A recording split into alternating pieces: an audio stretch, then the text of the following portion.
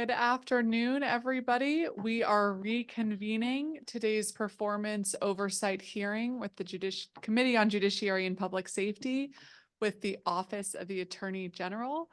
We took a brief recess after hearing from our public witnesses earlier today, and we are reconvening now. The time is 2:15 p.m.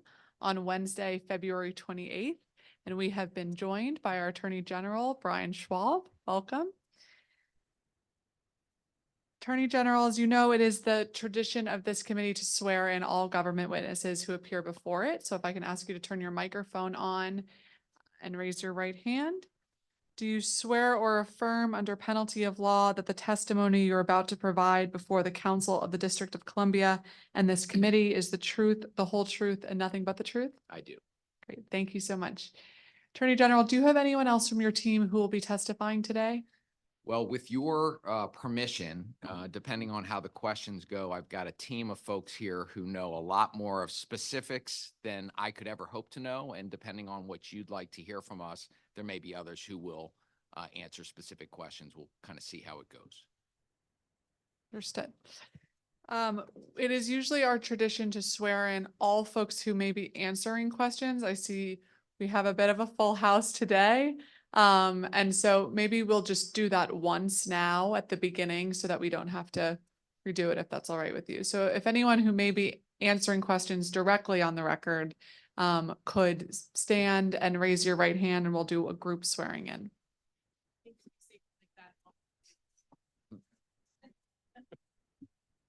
Thank you. Do you swear or affirm under penalty of law that the testimony you're about to provide before the Council of the District of Columbia and this committee is the truth, the whole truth, and nothing but the truth? Thank you all very much.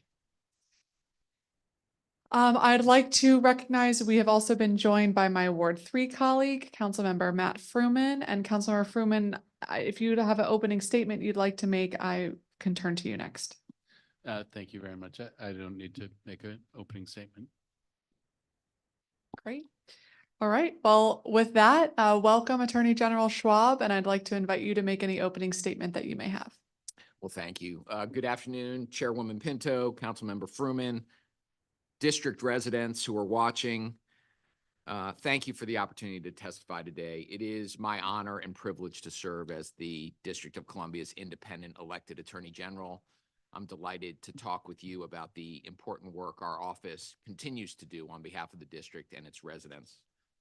I'd like to try to frame my testimony by focusing on three ways we think about the work the Office of Attorney General does, each of which centers around the concept of accountability. First, as the district's chief juvenile justice prosecutor, we work to hold youth who commit crime accountable. And we work to ensure that the juvenile justice system is accountable to victims who have been harmed physically, emotionally, and economically by criminal behavior. Second, as an attorney general charged with upholding the public interest, we work to protect district residents, protecting their health, safety, and financial stability by holding accountable those who seek to exploit or take advantage. And third, as the district's chief law office, we hold ourselves accountable to deliver top-notch legal services in order to safeguard the district's interests, conserve taxpayer dollars, and enhance the effectiveness of district's agencies. Let me start off with the topic that is on top of everybody's mind, including mine: the unacceptable spike of violent crime last year in our city. Disturbingly, that spike has included more young people committing more serious crimes at younger ages, too often with guns. Given this, I want to be clear about one thing at the outset. Addressing the spike in juvenile crime is our top priority. We work closely with MPD to solve crime, and we prosecute cases when we have sufficient evidence to meet the beyond a reasonable doubt standard that the law requires. We hold young people who commit criminal offenses accountable, ensure there are consequences for their conduct, and work to prevent them from reoffending in the future. Every single day, the line attorneys in the Public Safety Division of the Office of Attorney General are prosecuting youth accused of committing violent crime, while also seeking justice for the victims they have harmed. In fiscal year 23, the Public Safety Division papered roughly 88% of the most violent juvenile cases, including murder, manslaughter, attempted murder, and assault with intent to kill. We papered more than 80% of juvenile gun possession cases and approximately 60% of all carjacking cases, violent and nonviolent. Overall, last year, we prosecuted more than 1,000 cases involving nearly 700 youth, both significantly up from the prior year. As crime rates rise, so do the caseloads of our prosecutors, and we will be asking the council during the upcoming budget process for additional support for prosecutors and paralegals to devote to this essential work. We also focus on helping victims, and as you know, we have advocated for provisions in Secure DC that will allow us to better support victims in juvenile cases. Thank you, Chairwoman Pinto, for being receptive to those requests. I appreciate it, and we look forward to them becoming part of the law. Holding people accountable through swift, certain prosecution is essential to deterring and preventing crime. But we know that prosecution is only part of the solution.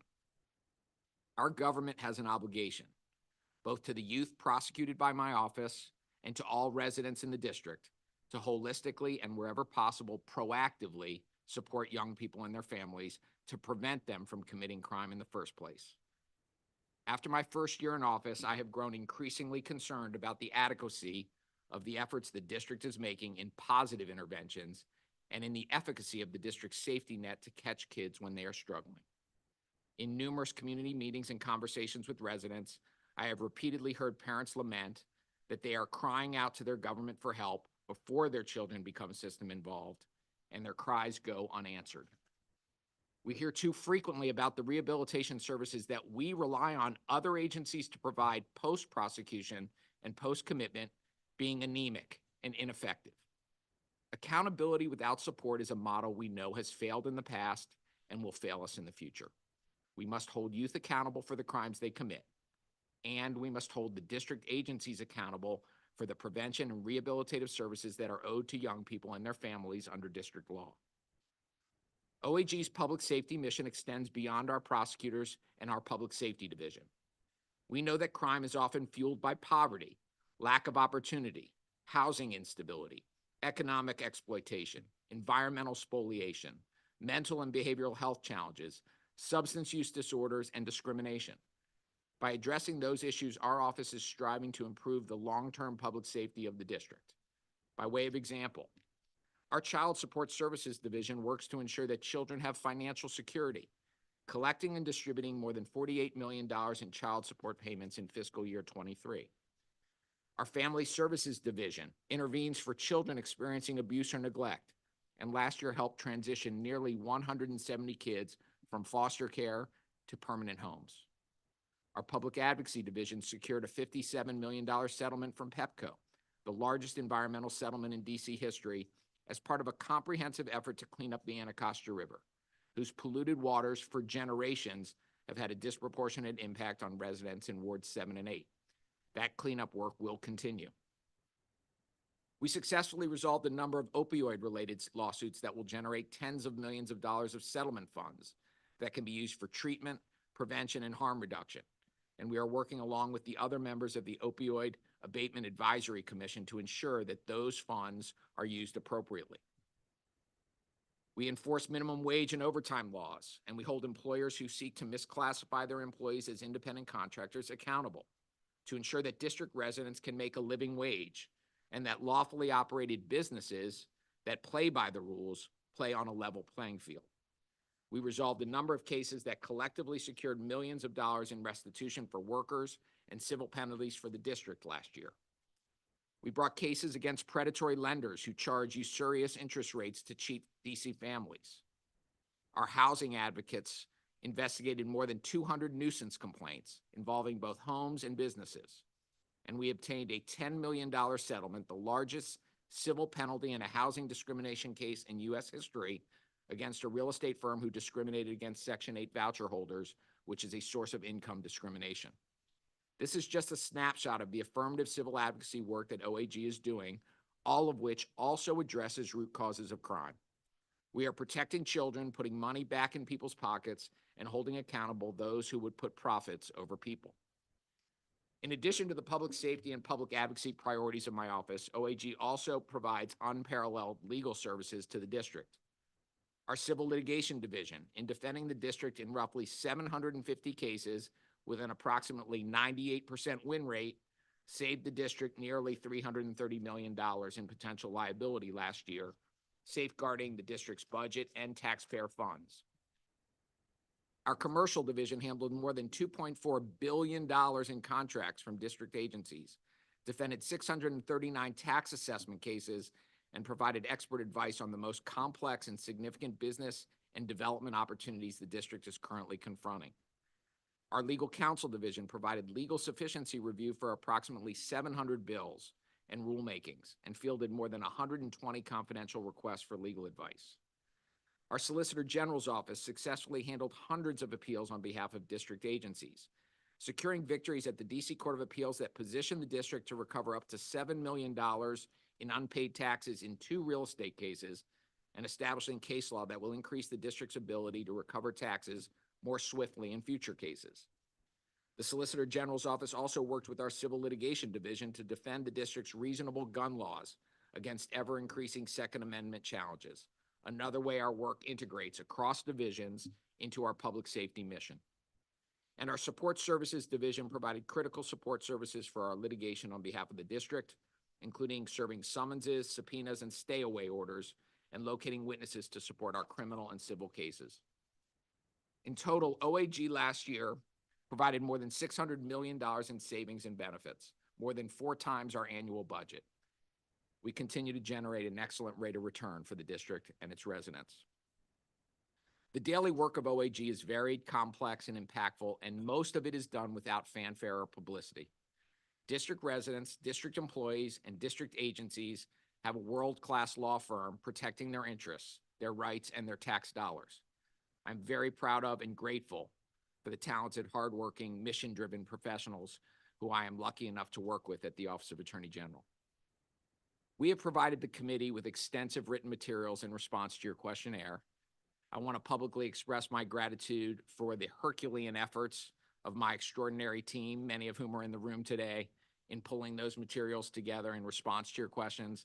I also want to appreciate publicly the professionalism you and your staff have demonstrated in the lead up to today's hearing. Thank you, Chairwoman Pinto, for your leadership and your support of OAG. As the elected Attorney General, I am accountable to the residents of the district. We at OG are committed to continuous improvement, and in that respect, we welcome the rigor and transparency and accountability that your committee demands of us through its oversight function. I'm looking forward to continuing the conversation you and I have been having since I took office last year, and I welcome any questions you or the other members of the council may have of me. Wonderful. Thank you so much, General Schwab, for being here today, your leadership and continuous partnership since you've taken office.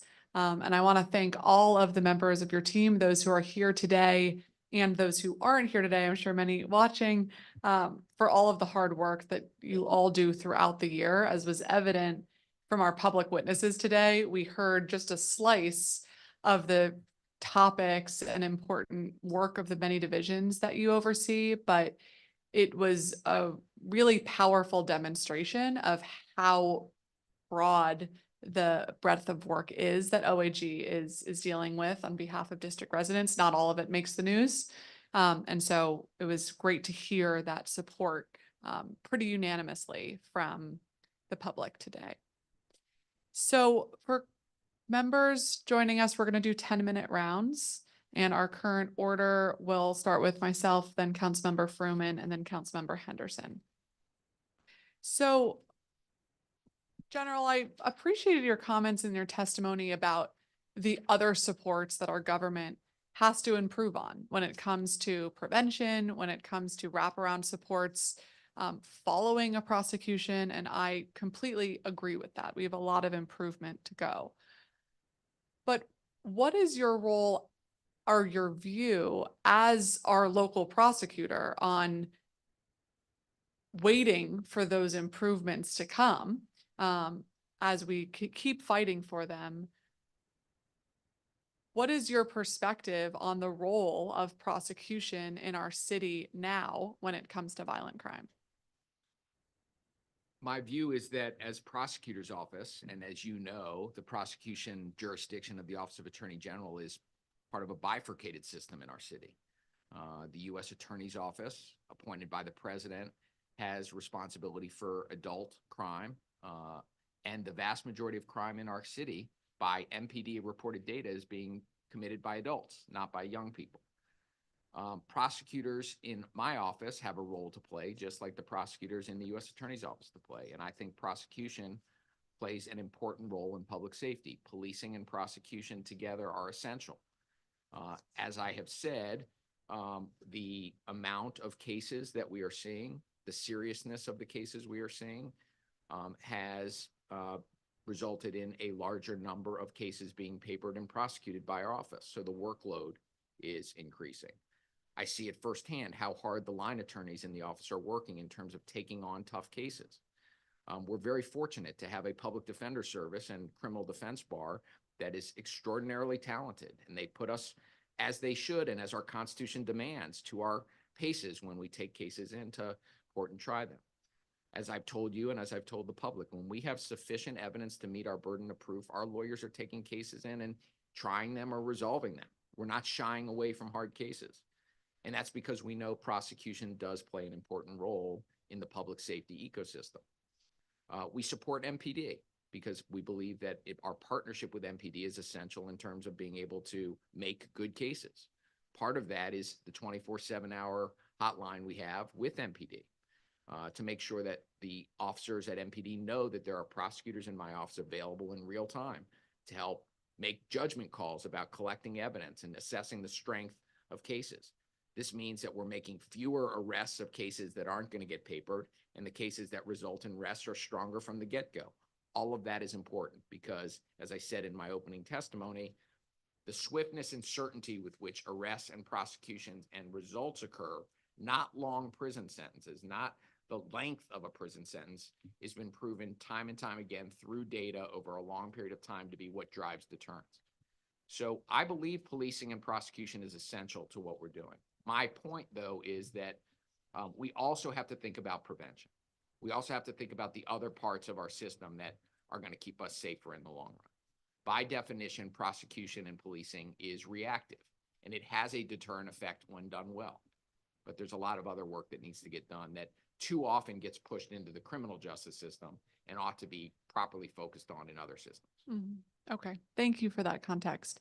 And I want to ask you about what you just mentioned, this study, and we cite it all the time. It's cited all the time throughout our city that swiftness and certainty of getting caught and consequence is a deterrent, but the length of sentence isn't necessarily deterrent. And a lot of what that study is talking about by the Department of Justice was lengths of sentences like 30 or 40 or 50-year sentences.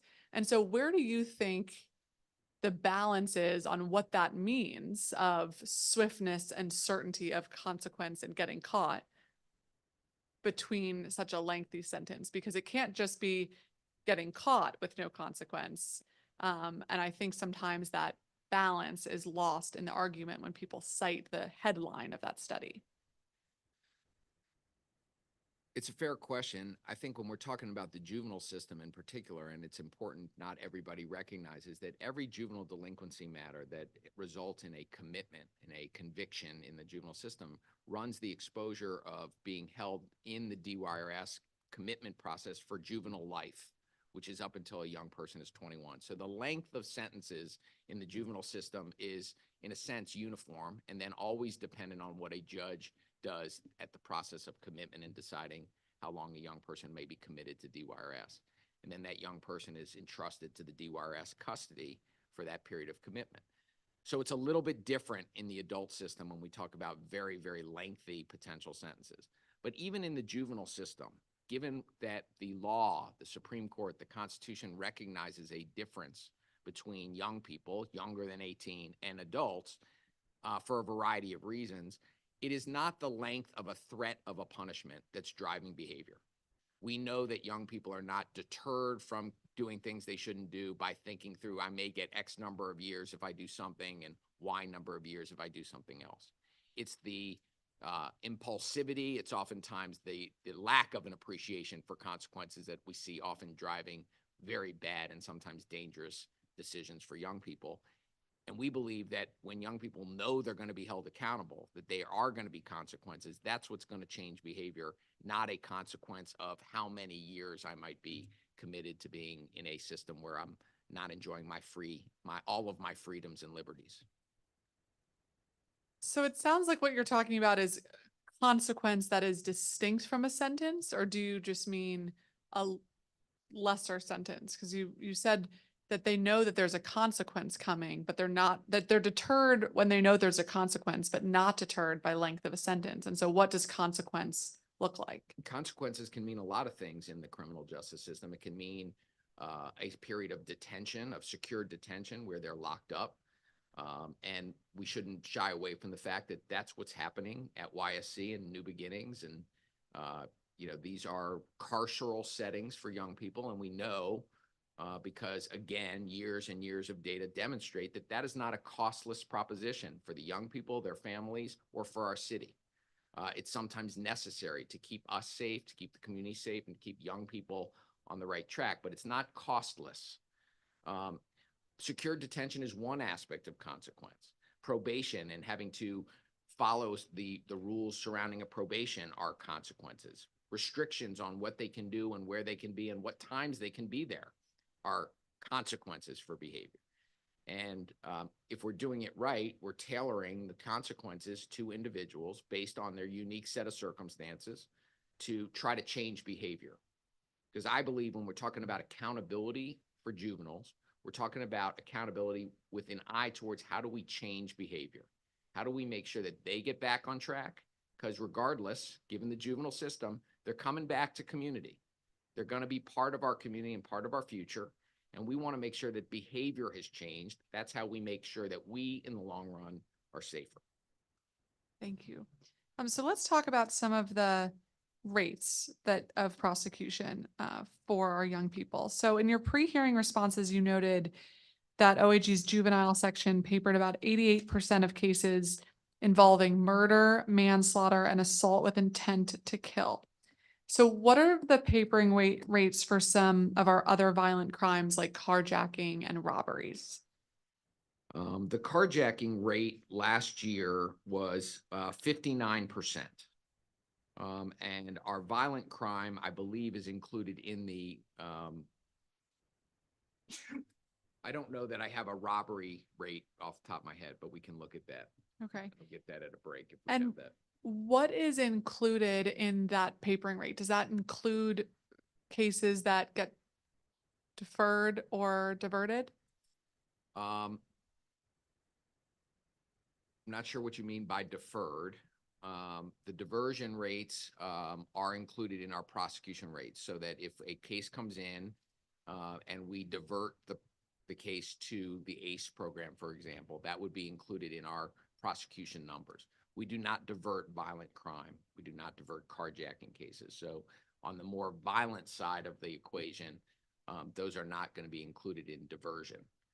If you mean deferred, like deferred disposition agreement, DDA, that would be included in some of the prosecutorial judgments that we make over the course of the year.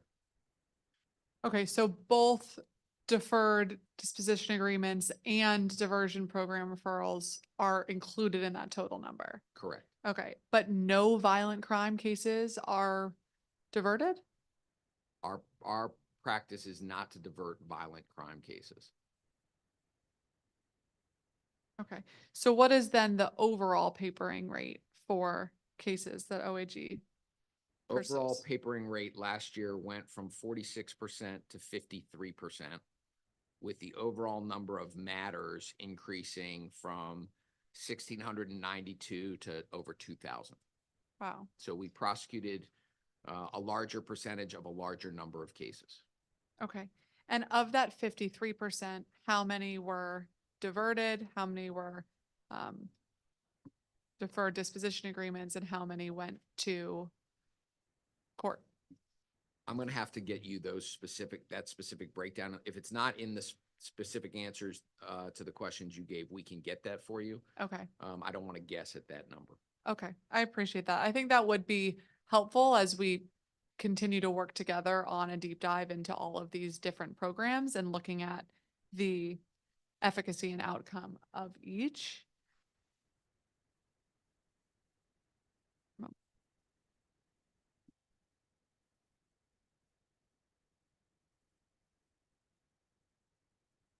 Okay, I'm being corrected, so let me correct it in real time.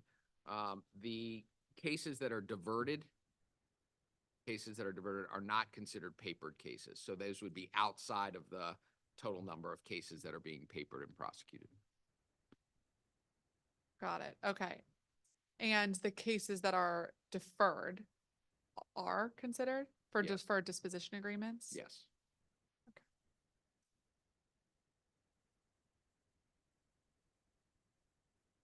Okay, I will stop there and we'll turn to my Ward 3 colleague, Councilmember Matthew Fruman, for a 10-minute round. Thank you very much, Chairwoman Pinto. Thank you, Attorney General Schwab. Thank you for all the work that you and your office are doing. Been very grateful for the work that you've been doing around service charges. You're a lot of great partners in your office around the covenants and what to do about de facto old covenants that should be removed. Thank you particularly for conducting the meeting with many of the tenant leaders on Connecticut Avenue. I think that was a really productive thing to have done and useful to me. I hope it was useful to you. I'm going to start in that area. In your testimony, you talked about investigating 200 nuisance complaints. I think there were, I forget the number, but it's like 2 that there was one nuisance case settlement and 2 are subject to ongoing litigation. So help me understand, do you think that 197 of them weren't real sources of concern? Do you think, is there an issue with the standard? What do we do in a setting where the police are coming to a building frequently? Do we have it right? And why 3 out of 200? So thank you for that question. And let me clarify. So when you think about what happens in the course of a complaint made to our office for a nuisance property, we do get an awful lot of complaints, and we welcome that because it means that the public has a sense that we have a nuisance statute. We have a mechanism that where civilly people can complain, and in the right set of circumstances, as defined by the council, there can be a cause of action brought. As you know, that standard is requiring there to be a certain level of either prostitution, guns, or drugs at a facility. It's a statutorily defined trigger. So not everything that we would think of colloquially being a nuisance triggers the nuisance statute. Proving the level and the pattern of one of those 3 predicates is part of the investigation. So oftentimes we will get complaints that we investigate, and it becomes evident that while there are circumstances surrounding the property that are problematic, it's not a technically nuisance statute case. That affects a little bit of that denominator that you talk about. More frequently, or I'd say equally frequently, what we're finding is that when we start the investigation and reach out to landlords and describe what we're hearing, we have a receptivity from the landlords to address things that can be addressed. So I think that the fact that we are engaging in that and changing behavior and affecting the conditions in which people are living is a positive, even if we don't end up bringing actions. In fact, one could argue we're actually doing our job much more efficiently when we're able to change behavior without having to go through litigation, which is timely, time-consuming, expensive. Many, many times that's what's happening. We are seeing from our outreach to landlords a receptivity, lighting, fencing, cameras, making sure the doors lock, other things that we hear from tenants that are creating concerns about crime. So that I think affects the number such that I wouldn't draw the conclusion that there are only 2 out of 200 cases that are valid. It's many, many more than that. Now, your question about the standard is a good one, and one that I think we would welcome a chance to continue working with you and your colleagues on the council around, which is whether or not the standards that we have right now are really embracing all of the kinds of things that we see in terms of challenges of using our civil laws against conditions where people are affected in the quality of their life where they're living. One thing we have done is to work with the landlords and the court system to think a little bit about the process of eviction in our system, and how we can be thinking a little bit about landlords who will oftentimes tell us, we would like to protect tenant A against the bad behavior of tenant B, but it's taking us too long to get to the Superior Court. So we brought together the court system and chief judge and chief of the landlord tenant branch to have great conversations about the systems that are in place. And we're already seeing modifications to the system such that I'm advised that the speed to getting that initial hearing in a case that's not a non-payment of rent case, but it's really what I'd call a conduct case, is happening much more expeditiously, which is good. One of the things we can work on with the council is talking a little bit about whether there should be other predicate acts that are warranting some affirmative actions by our office. I'd be negligent not to raise that this is a tremendous resource issue in terms of, you can imagine the investigation of 200 complaints into how many people are experiencing what they perceive to be nuisance in their homes. And then the third thing I'll flag, because I know it's an issue for us, is sometimes we don't have site-specific nuisance, but we have area-specific nuisance. We can have a larger geographic region that's being impacted by crime and activity where people don't feel safe. They're not able to enjoy the quiet enjoyment of their lease, but it's not because of necessarily another tenant in their building. It's because of the larger area that they're in. And we ought to think a little bit about whether there are tools that can be developed for the office to have a not a site-specific nuisance claim, but more of an area-specific cause of action. All right, well, let's try to work together on all of these things. And actually, thank you. I should have had that on the list of things that I thanked you, your work with the court system on that eviction process. We do want to make sure that that's not a thing that gets abused. And I know that the court is intended to track that, but I think that it was an important innovation, and thank you for pushing that forward. A different statute that applies is the Tenant Receivership Act. And I think you have done investigated a number of units around that. I mean, I'm seeing, and your staff knows full well, issues where repairs at particular buildings really fall off and becomes, we had a building with no heat in the dead of winter for an extended period of time. Are you looking at ways to amplify the use of that act? What's the use of that act look like inside of your office today? The act has been, I think, effective in the sense that it is a very powerful tool to use against landlords who are recalcitrant or worse in terms of making sure that they're complying with the law. It's also a very lengthy and expensive process to undertake. And so there are certain bad actors that need to, and we have litigated aggressively against, to hold them accountable, all in furtherance of getting to a point where we ask the court to impose a receiver over the property. That takes an awful long time to fight. Many landlords fight that very aggressively.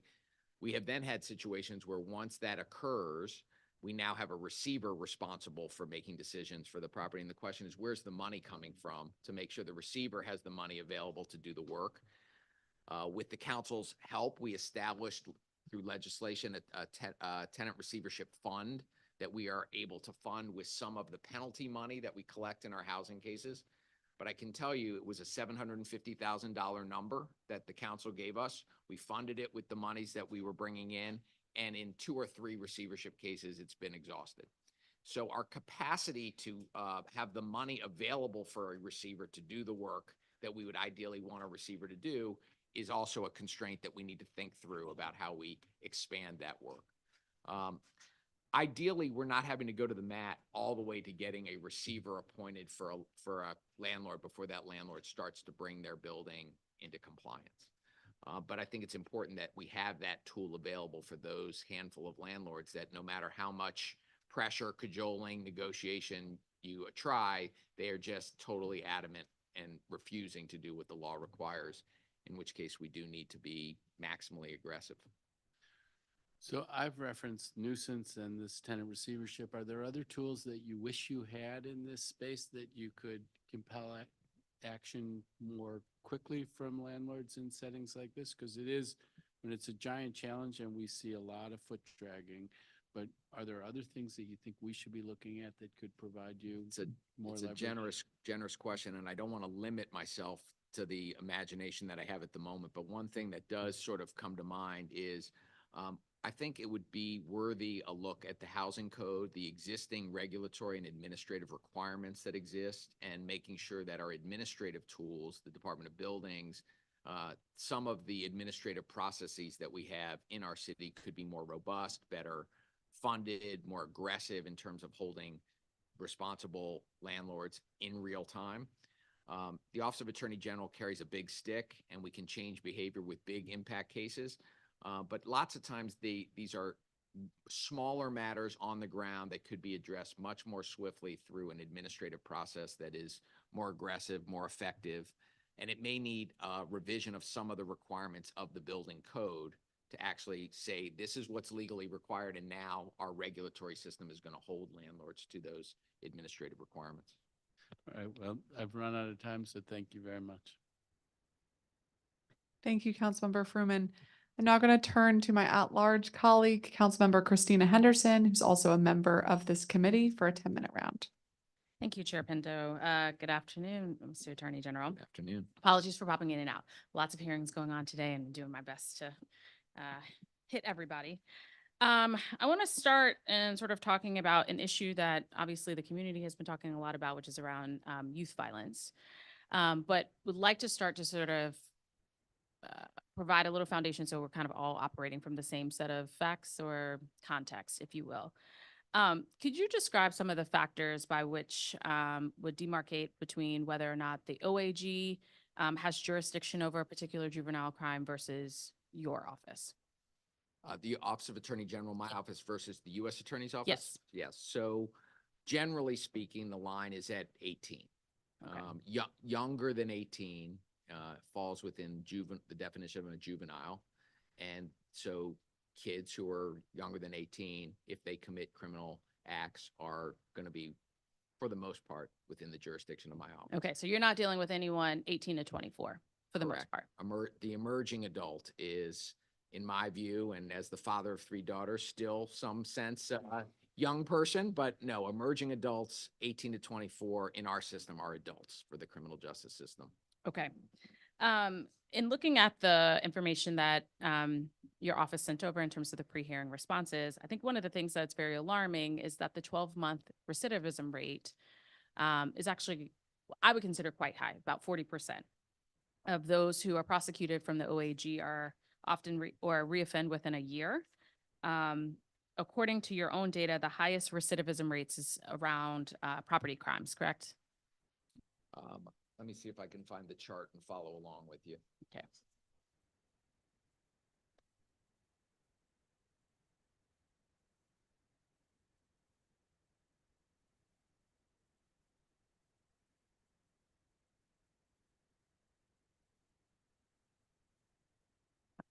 I don't have a page number. I would give you a hint, but Not there. Okay, there we go. Question 57 Question 57. is Thank you. it's what? All right, Thank got you. it. Okay. And so just for the sake of the public who might not have this data in front of them, what I have is the highest recidivism rates are for property crimes, the second highest are for crimes against people, and then the last are for weapons offenses.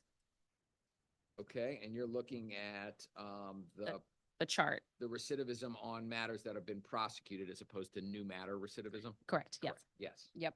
Okay. And just to clarify, in terms of this data on the chart, when we say prosecuted, these wouldn't necessarily be individuals who have been given probation, or would it include that as an could. outcome of that case? It could be. Okay. Are there particular age bands where recidivism within a year is most common? Not that I'm aware of. Okay. I'm just trying to see like how, if we could drill down, like if we have an issue with 16-year-olds, for instance, or 14-year-olds, for instance, perhaps there's something very unique there, especially considering one group is in high school, one group is in middle school, and that type of thing. But all right. Um,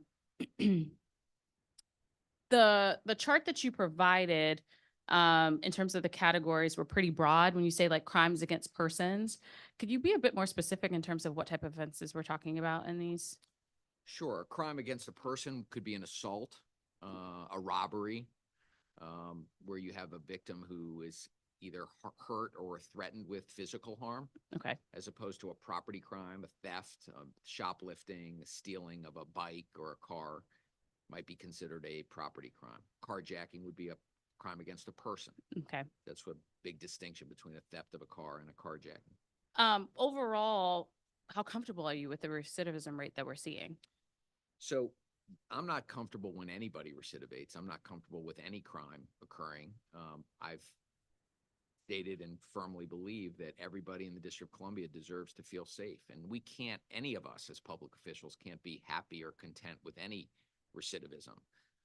We live in the real world though. And so the reality is that there are people who commit crimes, who come into the criminal justice system, go out of the criminal justice system and commit crimes again. Yeah. And so what I would like to think a little bit about is benchmarked against other similarly situated jurisdictions and communities, and recognizing that the numbers are fragile when we look at this. So you have a relatively small number of kids who are being tracked in this. The time period is relatively short. Some kids age out of our data collection. Yep. Sometimes you may have a young person who is coming in as their first offense with a relatively low level offense and picks up another relatively low level offense. That will get triggered in these recidivism numbers. Right. Sometimes you'll have somebody come in with the first offense be a very, very serious offense, which, as I said and have said, we're seeing more of. Right. So the uniqueness of each dynamic that a child has and whether they then go and pick up another case later is very fact specific. I don't think that I would be going too far out on a limb to say that when kids are younger, they're more subject to being influenced by the influences around them. And therefore, you hope as kids grow and get older, their risk of recidivism goes down. Yep. Let's talk a little bit about charging and dispositions. Deferred disposition agreements. Is that largely the same as a plea deal? It's Or is often- there a difference? No, it's part of a negotiated agreement with the young person. And the net effect of it is that the young person agrees to certain conditions over a period of time. And if that young person meets those conditions over the period of time, the charge is effectively goes away and there's no criminal record as a result of that. Okay, so what's procedure. our completion rate or success rate in terms of how often do youth who are offered a DDA, is that how you, okay. How often youth who are offered a DDA completely adhere to the terms? Do we have that number? Okay. Councilmember, I don't have that particular number, but we'll get that if we have it. Okay. What percentage of those in the DDAs, or when you have a deferred disposition agreement, as part of their agreement is completing the ACE program? Again, I can find out whether or not ACE is usually a diversion, first level diversion program. So pre-DDA, ACE would be your, Oftentimes it is right, okay, a first level diversion. all right. I'm looking at my time here. Okay. Let's talk a little bit more about the ACE program. So, in taking a look at the pre-hearing responses, my takeaway is that youth and their families who are referred to ACE have up to 45 days to start the programming before OAG considers enforcement. Is that accurate? Well, historically, there was a gap period between connecting a young person and their family to ACE. Okay. And part of that was COVID driven and that a lot of the work was being done remotely. Over the last 90 days, we have focused intentionally on this issue about making sure young people are connected to ACE right the day of court appearance. And Okay. so we're trying to shorten that window of engaging so that we know whether or not there's a connection between the family and the ACE program and a caseworker at ACE, so that we don't have a long lag period where oftentimes there's non-compliance. But the 45 days, is that a guideline? Is that a, you know, Mr. Schwab, you have 45 days to connect with ACE? Or do we say, we anticipate you connecting with ACE in the next 5 days? I think that the practice is we expect you, Mr. Schwab, to connect with ACE right away. And that when that doesn't happen, when there's non-compliance, ACE will report back Mhm. to the Office of Attorney General or to Court Social Services that there's been non-compliance. Doesn't 45 days seem like a long time before we check in? That's why we have been focusing on trying to make sure that the connection is happening much quicker than that. Okay. I feel like 45 days is generous. And that, and sure, right, there's no wait list for ACE. Is there a wait list for ACE? Look, I think, and I'm being advised, the 45-day period is an ACE criteria, not an Office of Attorney General criteria. And it's probably, I'm surmising, based on how they're administering their workflows. And so given the resources they have and the case managers they have, they are holding themselves to a 45-day outside limit.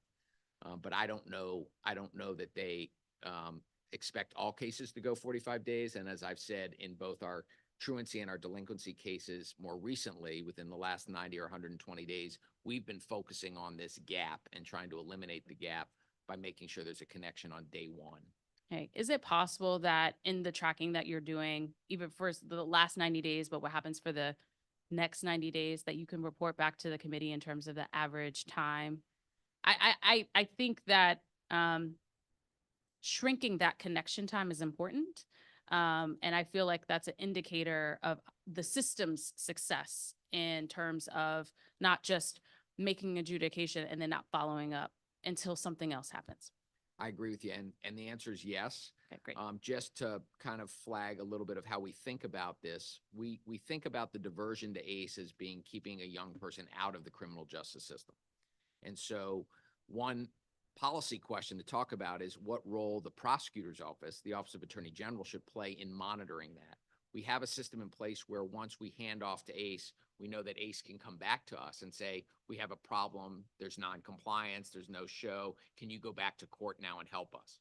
But whether it should be the Office of Attorney General that's monitoring compliance with ACE, or wait for ACE to let us know there's non-compliance, that's worthy of a conversation and some deeper thought about really where that responsibility should sit. But I agree with you that we can't let long periods of time go, particularly with young people, where we don't know whether or not we're getting them the support that they need. Thank you. I'm over my time. Thank you, Councilmember Henderson. So turning back to the recidivism numbers,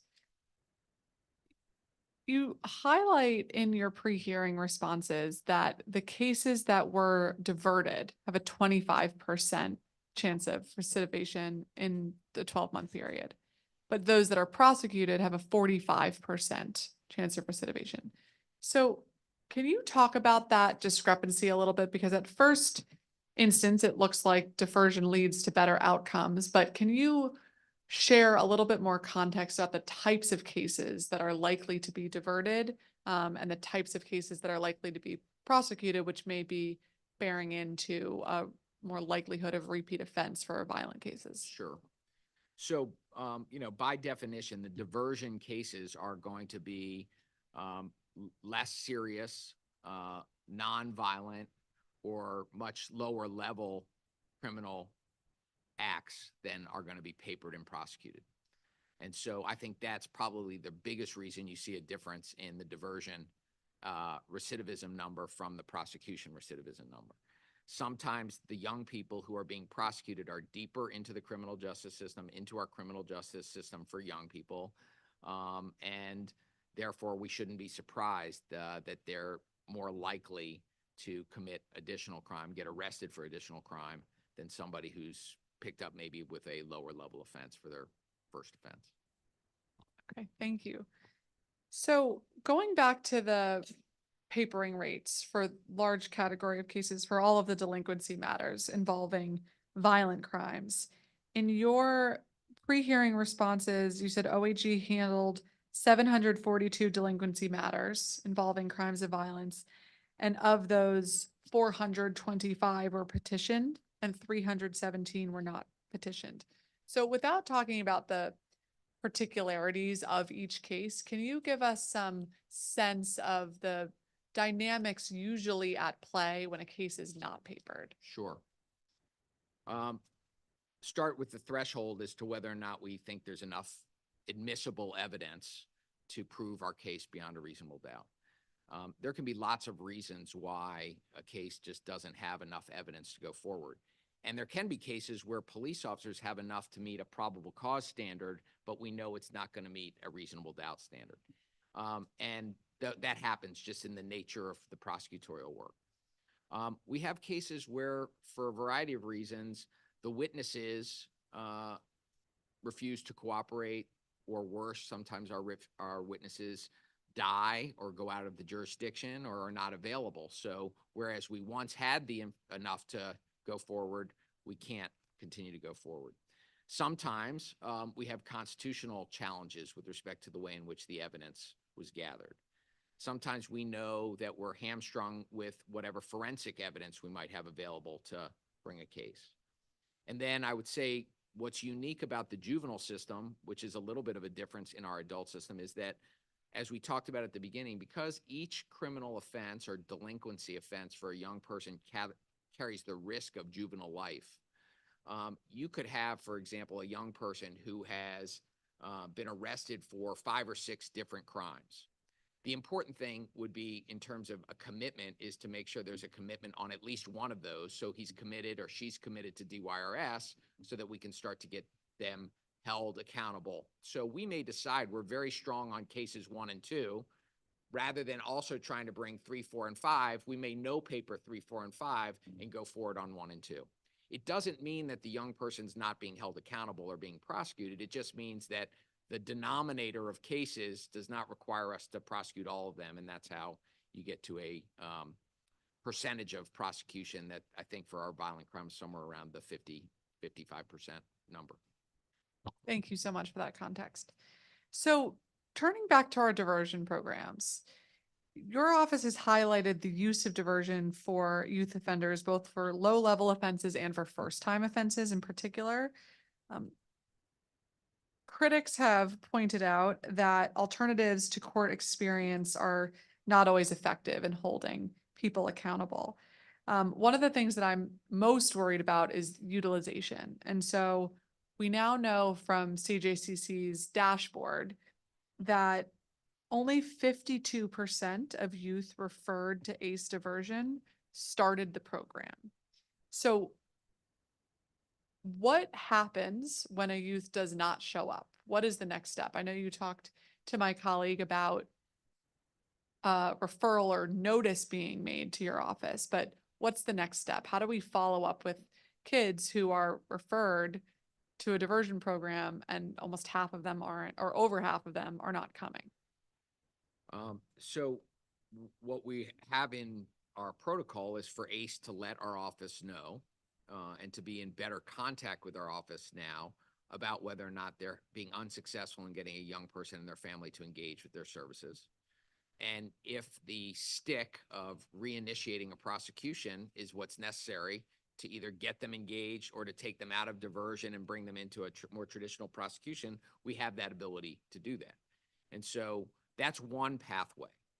And, you know, sometimes the cases are still makeable, even though there's been a period of time where we've diverted a young person to ACE. I think it's also important to think a little bit in terms of these numbers of trying to ask ourselves why it is that young people are not engaging with ACE. Where are we falling short on that? And one of your public witnesses talked a little bit about this morning. You know, it's one thing to blame the child or the family for not engaging with ACE. It's another thing to think about, are we making the system as easy to access and recognizing the other constraints that may be impeding engagement with ACE? And we should look at that before we make any sort of sweeping conclusion about what we do with it. And then the last thing I'd say about this is I'm interested also in knowing of how many of those young people who never engage with ACE for whatever reason also never get picked up for another crime, never get arrested again. Because that to me is important, because sometimes diverting them from the system where they don't come back into the system, they don't have a criminal record, we've achieved the goals of what ACE is there for. So just because somebody doesn't show for ACE doesn't mean that that person is necessarily going to go on and get arrested for another crime. We have to have a sense of that too. Final point on this, I would say, is it's clear to me and the line attorneys and leadership in our public safety division that if we have a child who we give a shot at ACE to, and that child either goes through ACE and doesn't finish it, or didn't show, and then he gets picked up again, our prosecutorial judgment about case number 2 is impacted by the fact that we gave an opportunity to go to diversion on case number 1, and you didn't take advantage of it. We want to know why, because there could be a variety of reasons I said that you didn't take advantage of it. But if you just chose not to take advantage of the diversion and you get picked up again, it's going to impact the charging decisions that are made in case 2. Okay, and so for that first category of the stick of prosecution, how many cases was that pursued last year of kids who didn't show up to ACE that were then prosecuted? I don't know that there were any cases where ACE came back to us and reported in fiscal year 23 that they have been attempting to get in touch with a family, they haven't been responsive, and we'd like you now to prosecute them. Okay. I guess just zooming way back out, in a total agreement that we have to make these programs engaging and most likely for kids and for families to take advantage of them. If we're saying we're not going to prosecute you, we have a diversion program available to you. Half of you are not going to show up, and then nothing happens if you don't show up. Doesn't that send a message that there is not a responsibility of the conditions that we're applying to a non-carceral alternative to prosecution? I worry about that, of course. The question for all of us as leaders and as policymakers is to weigh what the other side of that equation is. None of these are costless decisions. And that is the real challenge of leadership in this moment. So what is the alternative? We no longer have diversion programs. We throw the book at every kid, number one, because 50% of them are not going to show up for a diversion program. So we toss out diversion, even though we know from the data over a long period of time that keeping kids out of the criminal justice system is healthier and saves money and makes us safer as a community in the long run. I probably am going to advocate against that. But you're right. This is the tension of the moment. And this is why it's so important that leaders like you are in the positions you're in to think about what is the cost, and are we willing to accept the cost or pay the cost? Well, I think that we don't have to be so extreme. It doesn't need to be no diversion programs at all, or diversion programs that have no consequence for not showing up. But as we had our oversight hearing yesterday with the Deputy Mayor's Office for Public Safety and Justice, and one of the things she was talking a lot about is setting clear boundaries for kids. And I worry about the message that it sends if we're saying we have an alternative. The alternative is much better than the traditional criminal justice system. We need you to show up. But by the way, if you don't show up, we hope all goes well. I worry that that is too far on the pendulum, just like getting rid of diversion would be too far. But perhaps the truth, like always, may lie somewhere in between. And I think that's what we have tried to do over the last 120 days in terms of tightening up the communication with DHS and the ACE program, so that when we can be brought back in to encourage compliance, that we have an opportunity to do that. Okay, thank you. Councilmember Fruman? Yes, thank you very much. Following up on that, I mean, I did think that the seed of the answer was in something that you had talked about before, which was maybe the OAG should have more oversight over the ACE program and compliance with it. If you got a notice that that somebody who'd been diverted wasn't showing up, you might not know about that today, but you need to know about it, because if you knew about it, then you might have the opportunity to take a different action. Is that fair?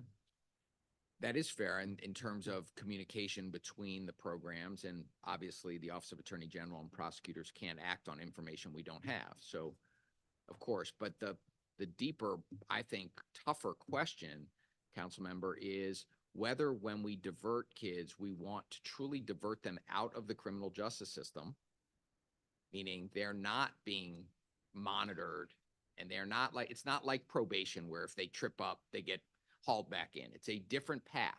It's an off-ramp away from the criminal justice system. Or whether we're going, in which case you wouldn't put that monitoring in the prosecutor's office.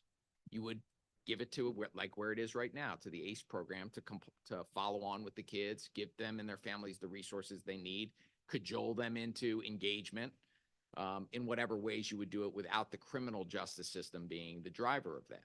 Or whether we go to another place where we say we want more of our criminal justice system. We're expecting more of our criminal justice system. And that's the harder question that candidly we all have to grapple with.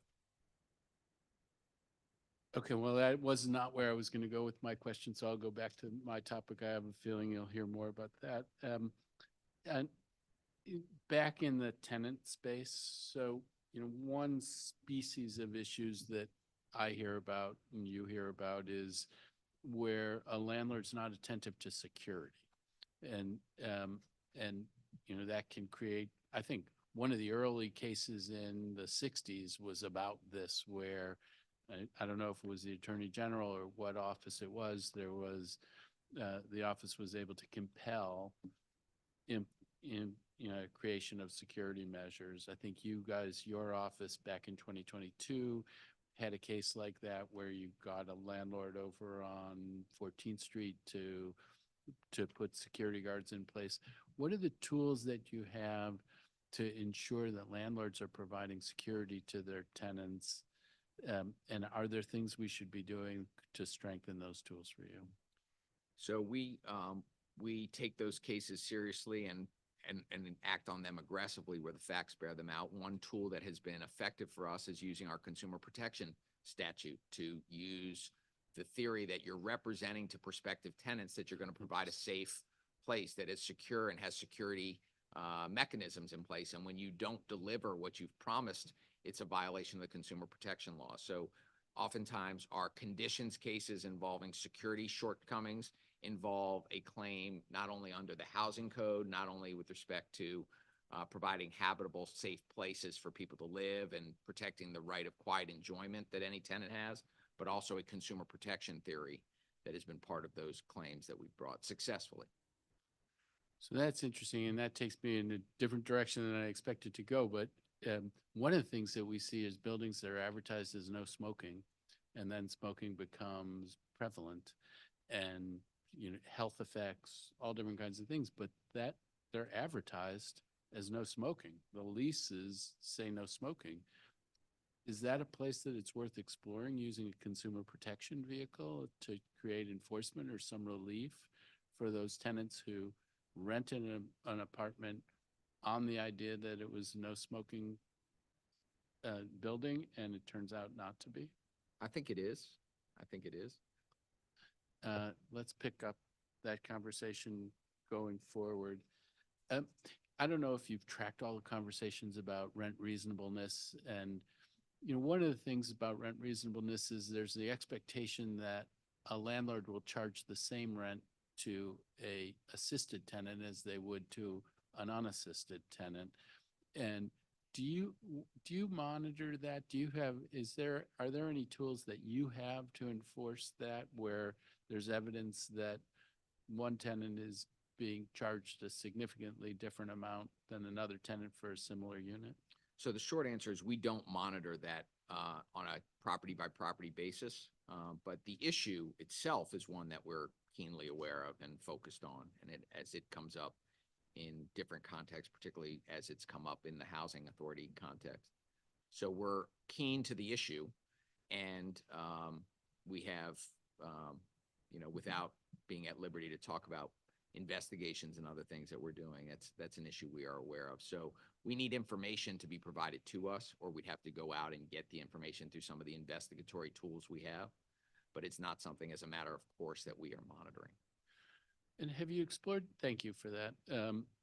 Have you explored theories around constructive eviction where, I have folks who reach out to me, and some of the folks on your staff have folks who reach out to them every day. And they feel like their landlords are utterly unsympathetic to the real issues that they confront. And in at least one of these cases, I've spoken to the MPD lieutenant who agrees with the claims that the tenant is making. And they feel like this is a constructive eviction. Do you have any tools in a setting where somebody might feel like they're being subject to a constructive eviction? Oh, absolutely. And, the housing conditions cases that we have been aggressively pursuing are oftentimes predicated on a constructive eviction theory that the landlords are actually engaged in a systematic way of clearing their buildings. And while they don't evict through a formal legal process, they force people out by making the conditions so unbearable that people leave. And we bring those cases, whether we bring them under the theory of a constructive eviction or we are supporting some of the other legal theories that require a landlord to comply with the housing code and ensure that everybody lives in habitable, safe, warm conditions. That phenomena of landlords using poor conditions to force people out has informed a lot of the work we've done. Okay, I got 3 minutes and I'll try to fit 3 questions into 3 minutes.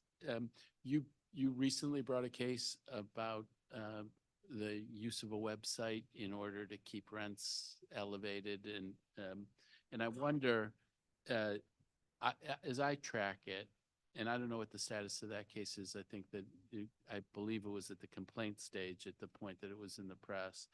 I look at the data about the number of vacant Class A apartments, and then I watch what's happening with rent, and I don't see rents going down, even though it seems like supply is very high. And I don't know, you're not going to tell me about ongoing investigations, but it appears to me that there is a disconnect there between prices and the world of supply and demand.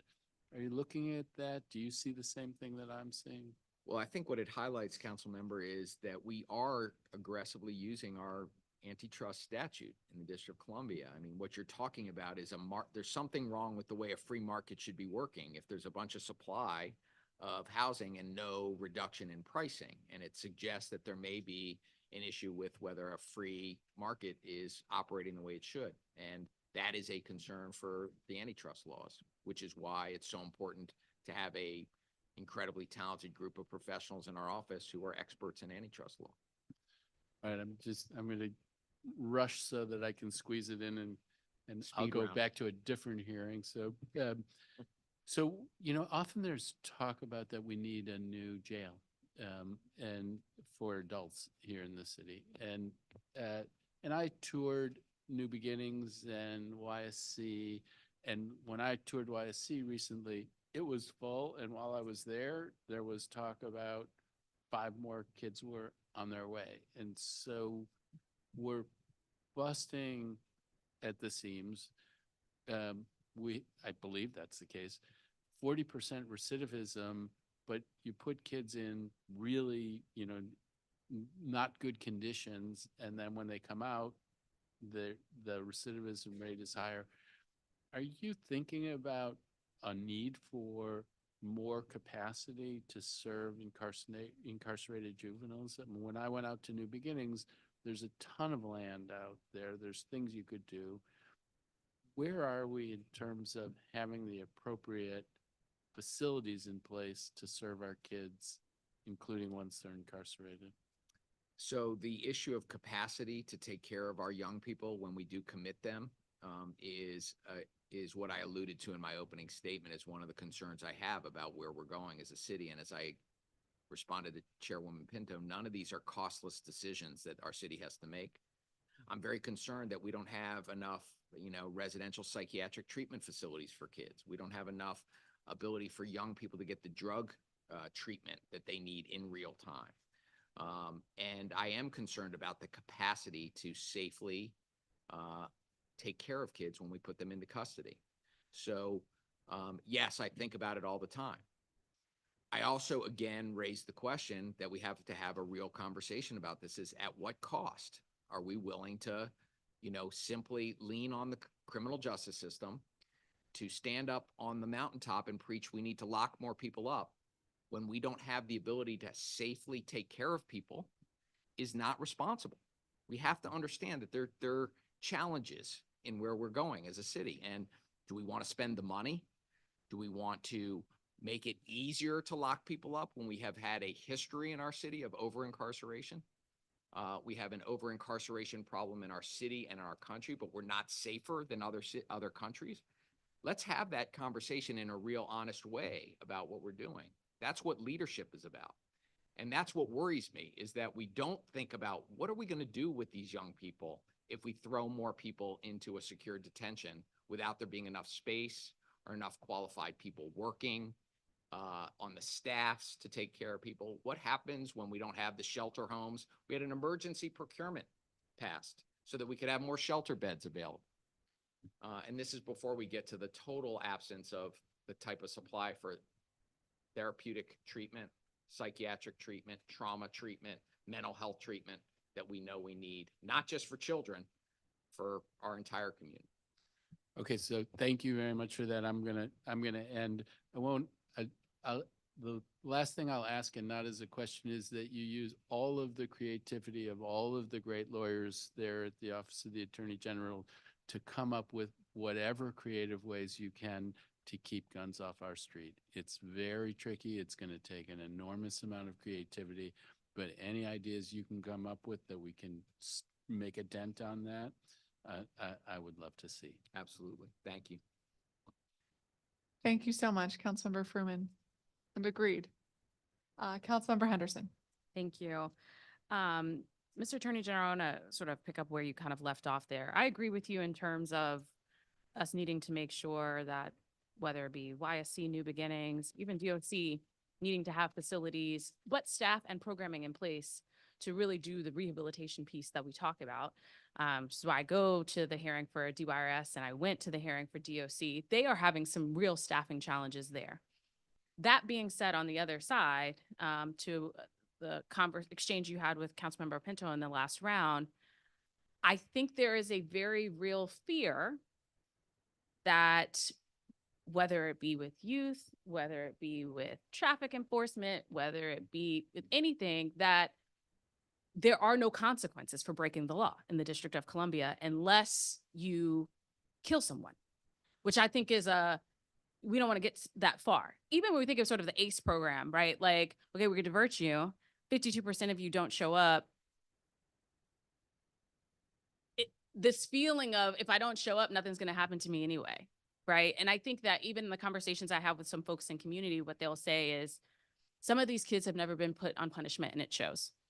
Like no one has ever, I used to get grounded, couldn't go outside. It was devastating at that point, but nonetheless, here we are. And you change behavior in that. That requires a different type of home life in terms of people wanting to enforce those boundaries. But when we don't, is this the result of that?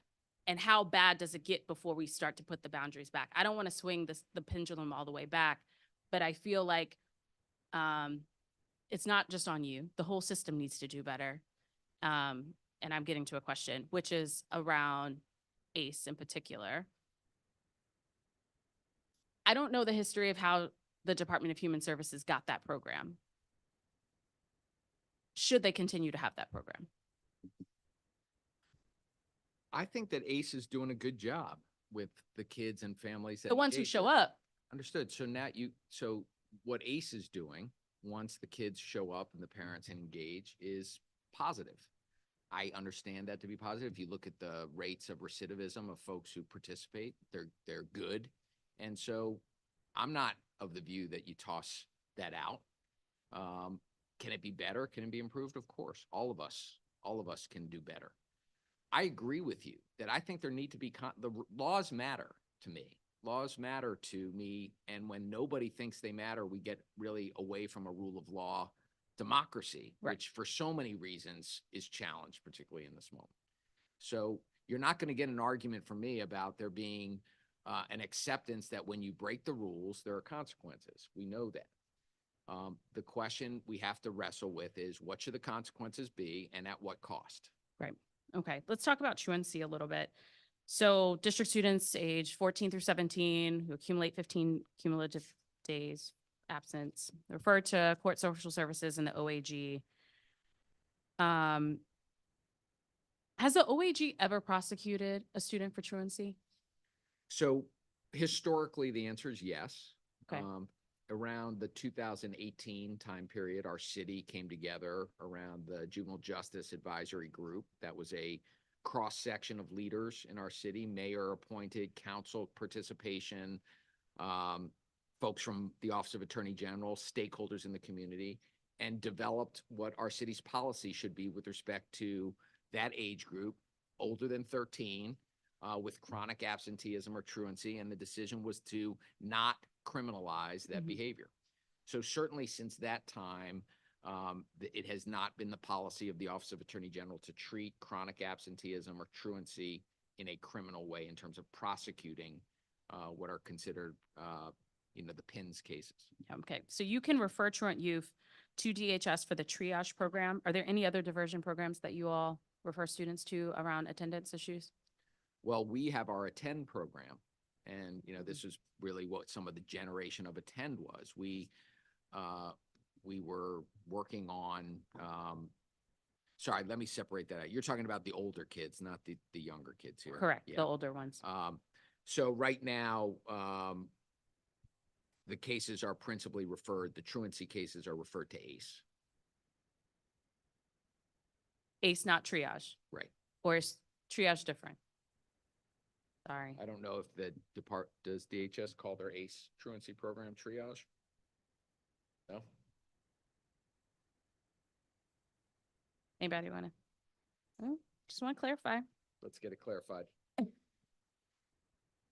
you could just introduce yourself for the record. Good afternoon, Councilmember Henderson. I'm Elizabeth Weiser. I'm the Deputy Attorney General for Public Safety at the Office of the Attorney General.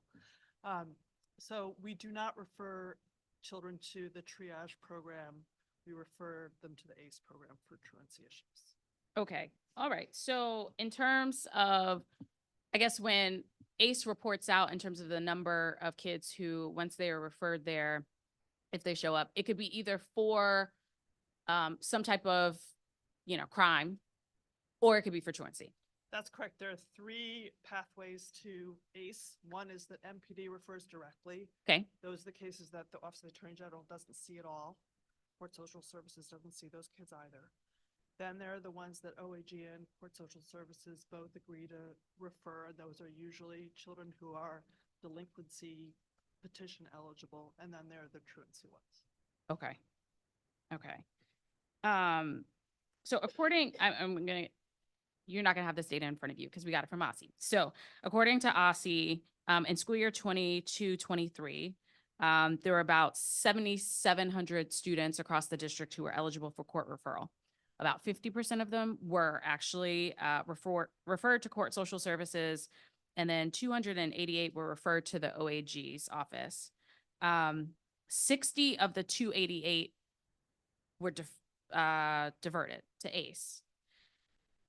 What happened to the other 228 that came to you guys? So they fall into a variety of different buckets when you think about that. Some are cases that are referred where there isn't adequate evidence to make out the case. For example, there weren't the requisite number of all-day absences. Sometimes young people have moved out of the jurisdiction so that they're no longer in the district. Okay. There are a variety of case-specific reasons. I asked my team for it. Roughly speaking, about a third of them, the kids have aged out by the time that comes in. Okay. You could have somebody, maybe young person 17 and a half. So, that person doesn't fall. But a lot of these kids have aged out. There's insufficient evidence or they've moved out of the jurisdiction. And other times by the time the case may come to us, they are re-engaged in something positive back at their school or otherwise. And so there's a discretionary judgment made that further action is not warranted. Okay. I'm going to switch topics a little bit here. So I chair the health committee. So DC Health told my committee that they submitted draft micro enterprise kitchen emergency rulemaking to OAG for legal sufficiency in early January 2024. Am I correct that your office has not yet published the legal sufficiency memo required for those regulations to move forward? And if so, what's causing the delay? So we are working on the review of those regulations, which I'm advised are extensive and are not updating existing regulations, but are new. Correct. And I can assure you that the extraordinarily hardworking people in Legal Counsel Division are on it. They were supposed to, I think, come to us earlier than they did. There was some delay or change up Yes, in they were so- required to be published by November 15th, which is why I'm bringing this up, because now I think March is what, Friday. So I have street vendors who can't get licensed until these regs are published and finalized. So Message received. We're on it. as soon as you guys can make that happen, that would be lovely. I want to ask a quick question about consumer protection. Your consumer protection mediation program more than doubled the consumer fund returns in one calendar year after you added 6 paralegals to your team, which kudos to them. Well, kudos to them, but I'm going to ask, do you believe that the increase in money returned is a function of having more staff, or is it because you all are seeing a rise in consumer complaints for which you are pursuing? Both. And I want to shout out that, this is not only an extraordinary program for the residents of the District of Columbia, as at least one of the public witnesses talked about in terms of resource.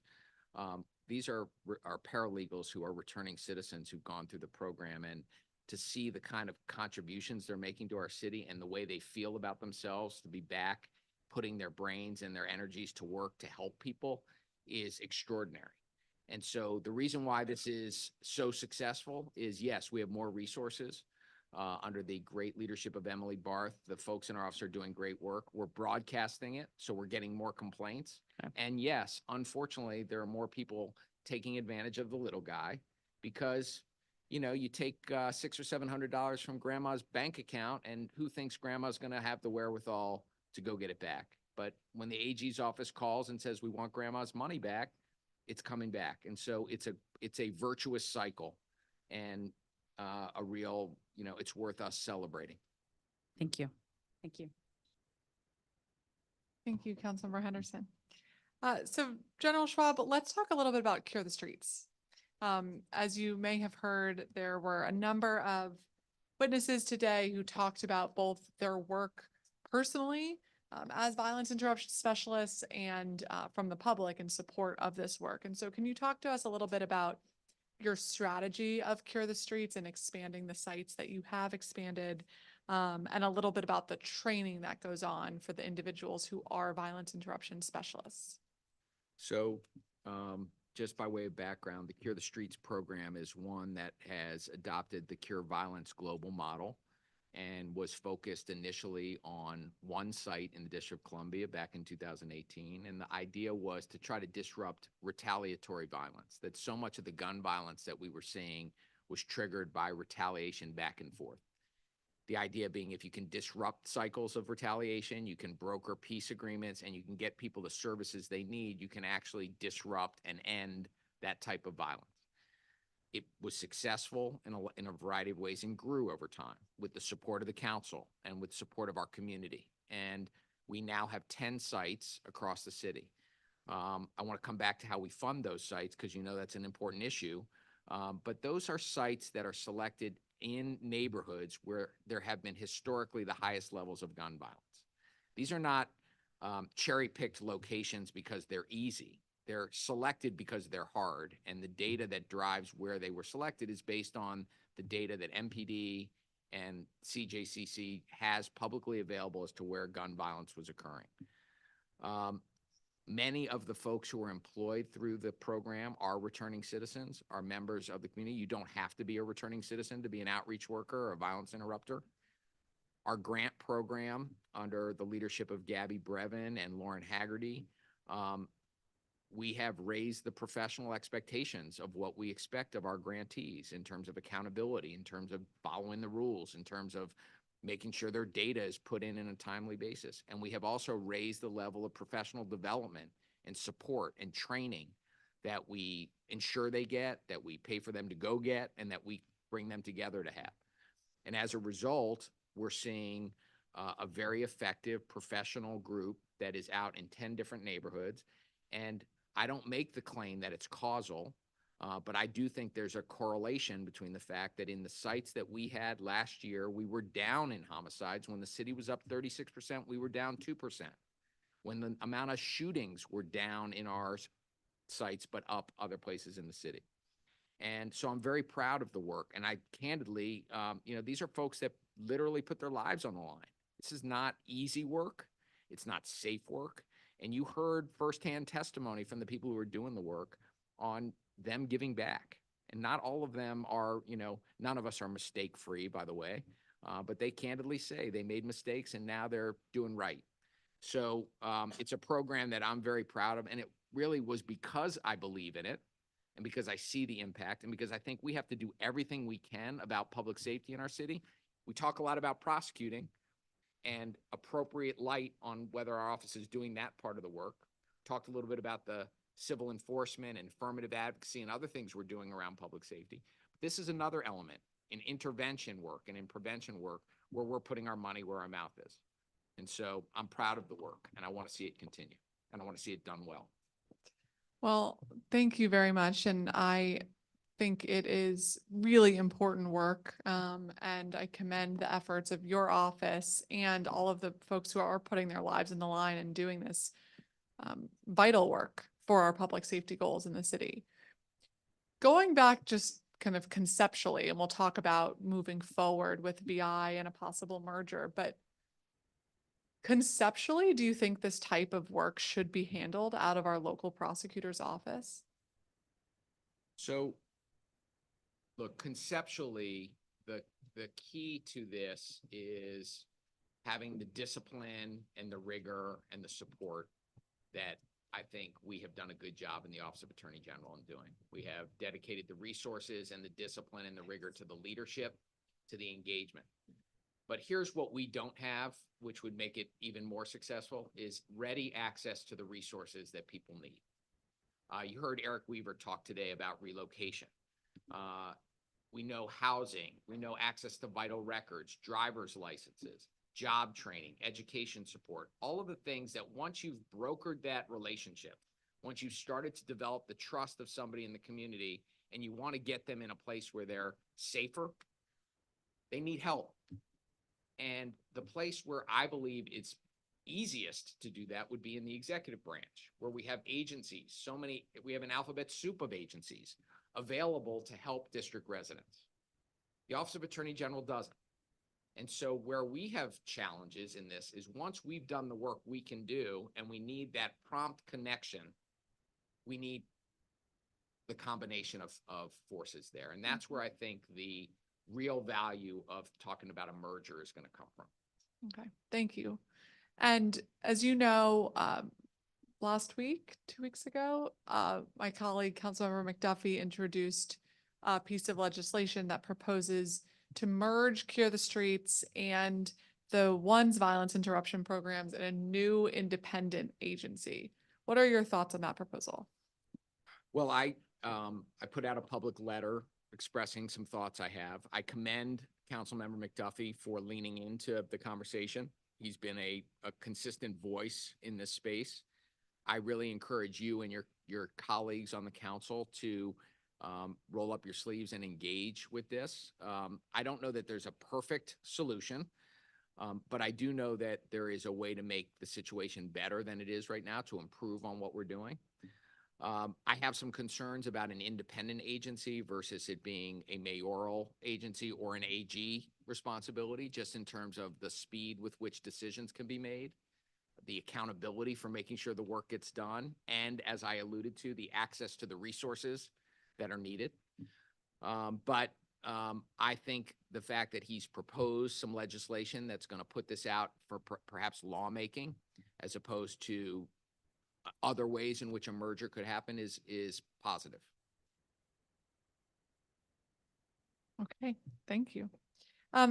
Talk to me a little bit about the grant program, the grant management process. One of the things that we've heard from a lot of members of the community and hearings over the last several months is kind of striking this balance between making sure that we are providing flexibility for grantees, some of whom might not have, HR departments to help fill out applications and paperwork, and making sure that we're providing opportunities for people closest to the community while also maintaining an important degree of professional responsibility and commitment to appropriate spend of government dollars. And so how do you think about that balance, and what is the grant process looking like now? So that is the essential balance, particularly when you're talking about smaller community organizations that really are doing exceptional work.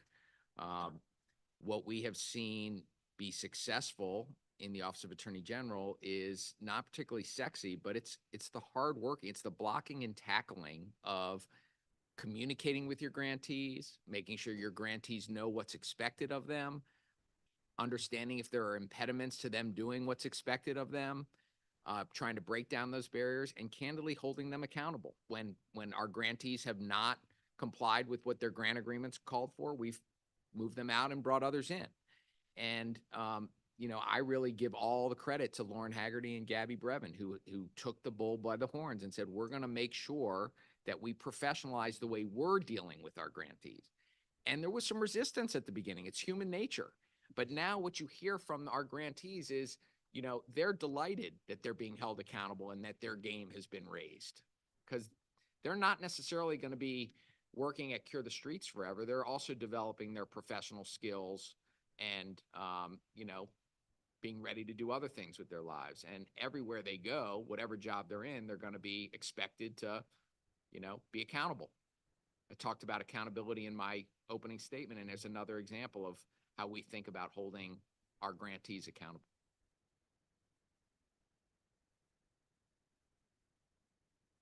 Thank you. So one of the things that I've heard from the public is about feuds that are going on in neighborhoods, and some of the important work that our VIs are doing to prevent the retaliatory shootings. But I also hear that sometimes if there are feuds that cross lines of neighborhoods, and you may only have one Cure the Street site in one neighborhood, how do we make sure that we are being practical of the response, even if it's technically outside that geographic boundary? So this is an example of why the potential for merger is exciting and something that has promise to it. I give a lot of credit to the folks on the ground in the ONES programs and in the CURE programs, because they're meeting weekly with one another. They're building relationships. Our direction to our teams was to be open, to collaborate, to cooperate and share. And so hopefully what's happening, and I think is happening, is that if there's a potential violence that's going to spread from a CURE neighborhood somewhere else, that the CURE workers know who to call. And if they may be ONES workers or other groups, and collaborate and share information to try to mitigate damage or broker truce agreements. So it is true. This is fluid. This sometimes spans different geographies. And as I said in my open letter, that's why I think one of the principles of a merger should be talking about clear lines of sharing of information and insights, and leveraging technology so that when things on the ground are happening in real time very quickly, you have a group of people well-oiled, well-collaborated, well-communicating with one another to address when these things happen. Thank you very much. And I think that it's notable, a lot of the distinctions of shootings that we've seen citywide versus the Cure the Street sites.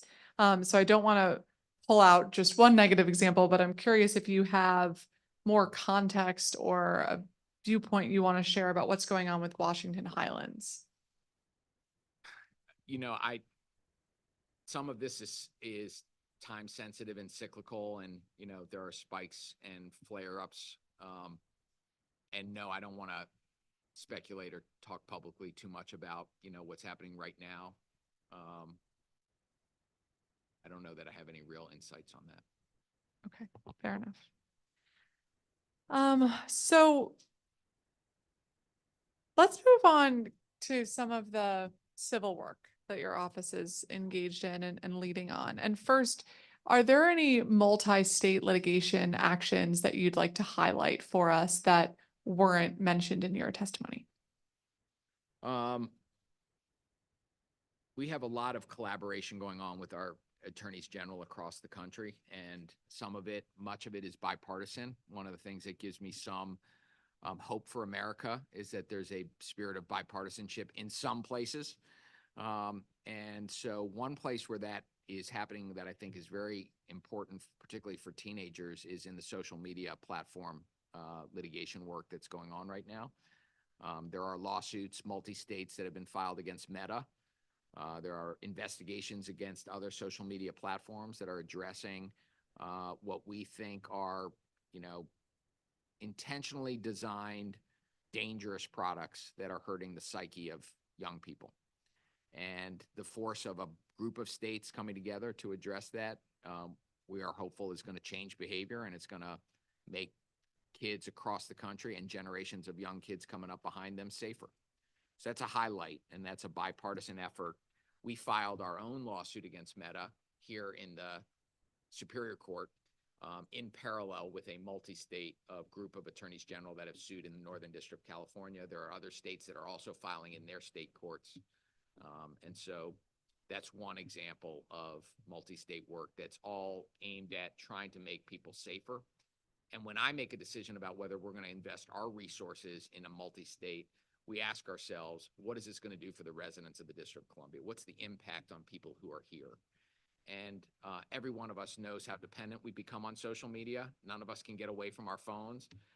It's particularly dangerous for young people who should be sleeping instead of being on their phones, who should be in school studying instead of being on their phones, who shouldn't have the acceleration of violence that happens. I have a high school advisory commission that meets with me, and they come in and are working on some of the toughest issues. And we had a whole session a couple weeks ago about violence in schools and what kind of impact social media has on it. And you're a lot hipper than I am, Chairwoman Pinto. So you may know, like, there are hashtags that you can follow certain subject matter. So there's hashtag school fights, and you could spend hours scrolling through videos of fights that happen in schools. And so what happens is there's a fight in school, somebody posts it.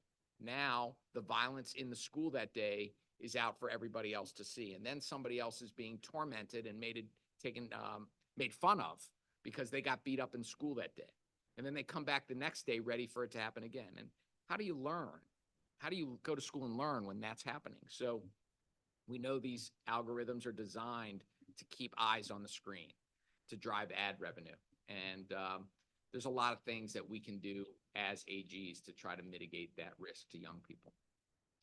Well, thank you, and congratulations on those lawsuits. I am very worried about this rise in social media and glorification of violence that we continue to see. And so even just in some of the examples that you highlighted of hashtag school fights, during COVID, when videos were posted online talking about vaccines and spreading misinformation about their efficacy, those were taken down because they were recognized as public health risks.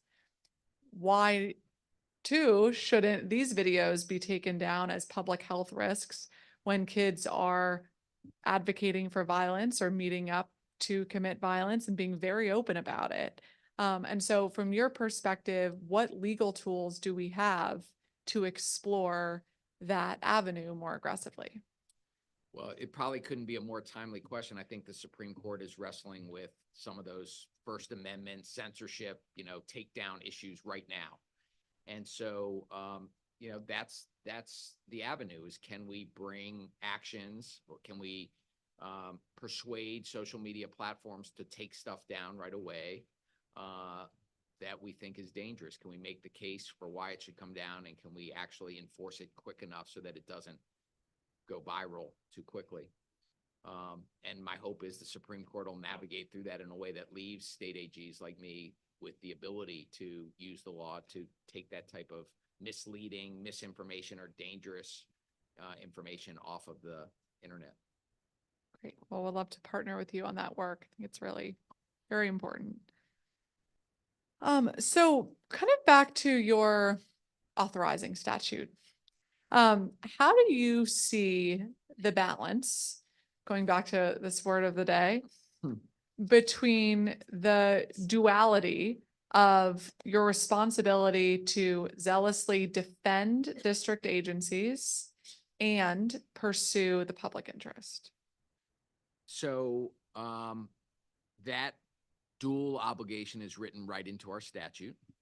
And, fortunately, for the vast majority of hours in every day when we're doing our work, they're not in tension with one another. They're actually supplementing one another. They're enhancing one another. I think in the, close to 10 years that we've had an independent attorney general, there've been less than a handful of times where this potential tension has come to a conflict of.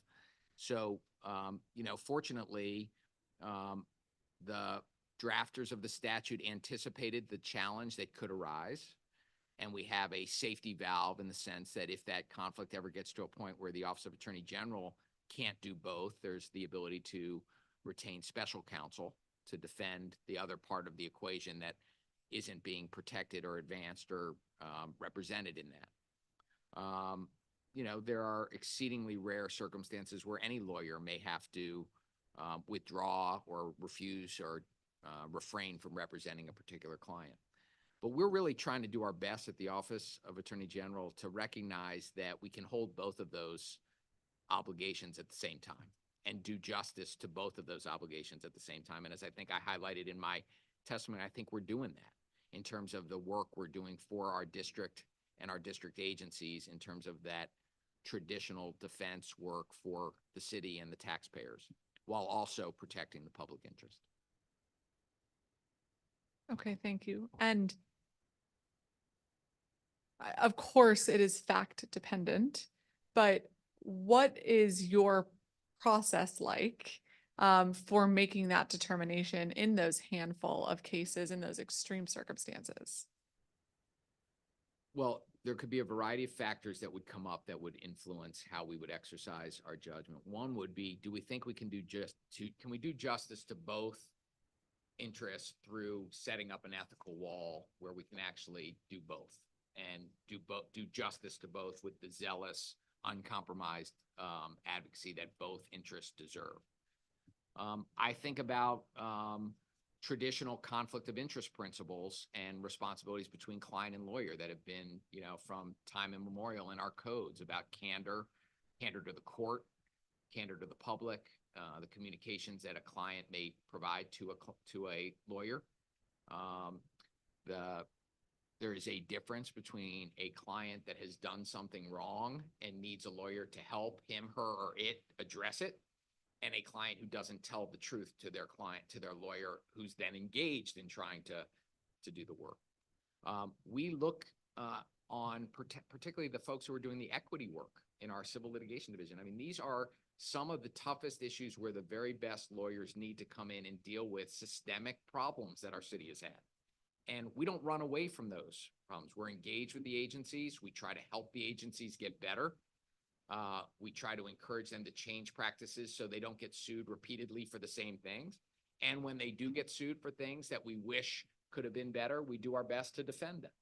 So it's not that we are oblivious to the fact that sometimes we have really hard cases and the government doesn't always do it right. That's not a basis for withdrawing or avoiding the work. In fact, that's the kind of work we're doing every day. So as I said, it's exceedingly rare that we would have to be in a position where we wouldn't represent the district or represent the public interest and ask that we appoint a special counsel to do it.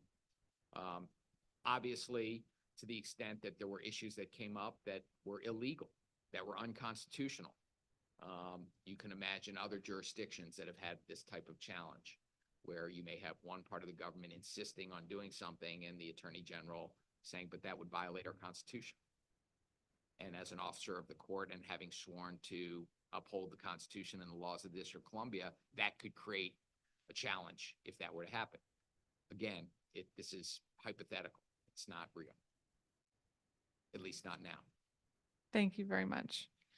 And how lucky we all are in the district for now for that. Okay, so let me see where we want to go next. So let's talk about service fees. Um, I'd like to go back to the beginning, if we could, of your office's involvement more actively in service fees, following the passage of Initiative 82. And so let's start there. Initiative 82 passes. What happens next from your perspective? So I'm not sure that the passage of Initiative 82 really is the grounding moment for the conversation about restaurant fees. I think COVID and the pandemic and other things that were happening kind of in and around that same time period were also factors. From my perspective, I get elected to be Attorney General, and I come in at the beginning of last year, and I'm advised by our Public Advocacy Division and the Consumer Protection Group that we have received literally hundreds of complaints from consumers who are worried about these fees that are showing up on their bill when they go out to eat, of all kinds of different names, of all kinds of different amounts, disclosed in different ways, sometimes not disclosed until the bill shows up, creating confusion. And so the question is, okay, new AG, what are you going to do? As you know, from having been in our office, having heard the testimony, one of the tools is we file lawsuits. We investigate, we serve subpoenas. But we also have another really powerful tool, which is to convene and to educate and to talk about legal issues and try to give people clear understanding of what the rules are. So I chose to go that route and put out an alert. I thought that, first of all, the restaurants were coming out of the pandemic. They're already dealing with challenges in the labor market that candidly all businesses, including the government, is challenged with. They've got thin margins. One of the great assets of our city is our food scene. Wasn't always that way, having been the third generation Washingtonian. You know, we got a good food scene right now. We didn't always have that. I was cognizant of all of that, and I thought that the right way to address it was a public alert on what the law was. And the law on the consumer protection side for restaurants, just like anybody else doing business, is really not that complicated. You got to tell your consumers what you're charging them. You got to tell them in advance before they make a buying decision. And you got to do with the money what you say you're going to do with the money. And so it was that type of effort to alert the restaurants and the consumers what their rights were, what the law was. We had a follow-up on that with the restaurant owners and the industry that represents them to give out some more clarification of the way the law works, some examples of what was okay and what wasn't okay, again, in furtherance of better understanding of what the rules were. And while I would say that I think the first interaction of the alert, I probably could have done it better. The restaurant owners could have perhaps been more receptive to the fact that this really was a olive branch approach rather than a hammer approach. The second time around when we did it, I think everybody felt very good about the level of engagement, the way in which the information rolled out. And so we still are getting complaints. We hear a couple of different kinds of complaints that are out there. One is, I had no idea that I was going to get charged what I ended up getting charged. I thought I was spending $35 on dinner, and now it's $50 on dinner. And that, in this day and age, can be a lot of money that people haven't fairly budgeted for. There's also an aspect of tipping, which is what the 82, the Initiative 82 raises. We're going to create a new culture of tipping in Washington, D.C. over the next several years, given the passage of the law. We may have a culture like they have in Europe in terms of the way you think about what you pay for. We may keep our own unique way of tipping, even though we know that we don't have a tipped minimum wage and a regular minimum wage anymore. We have one minimum wage. But what's happening right now is a lot of people are confused about when they pay that service fee, is it going to my server or is it going to the house?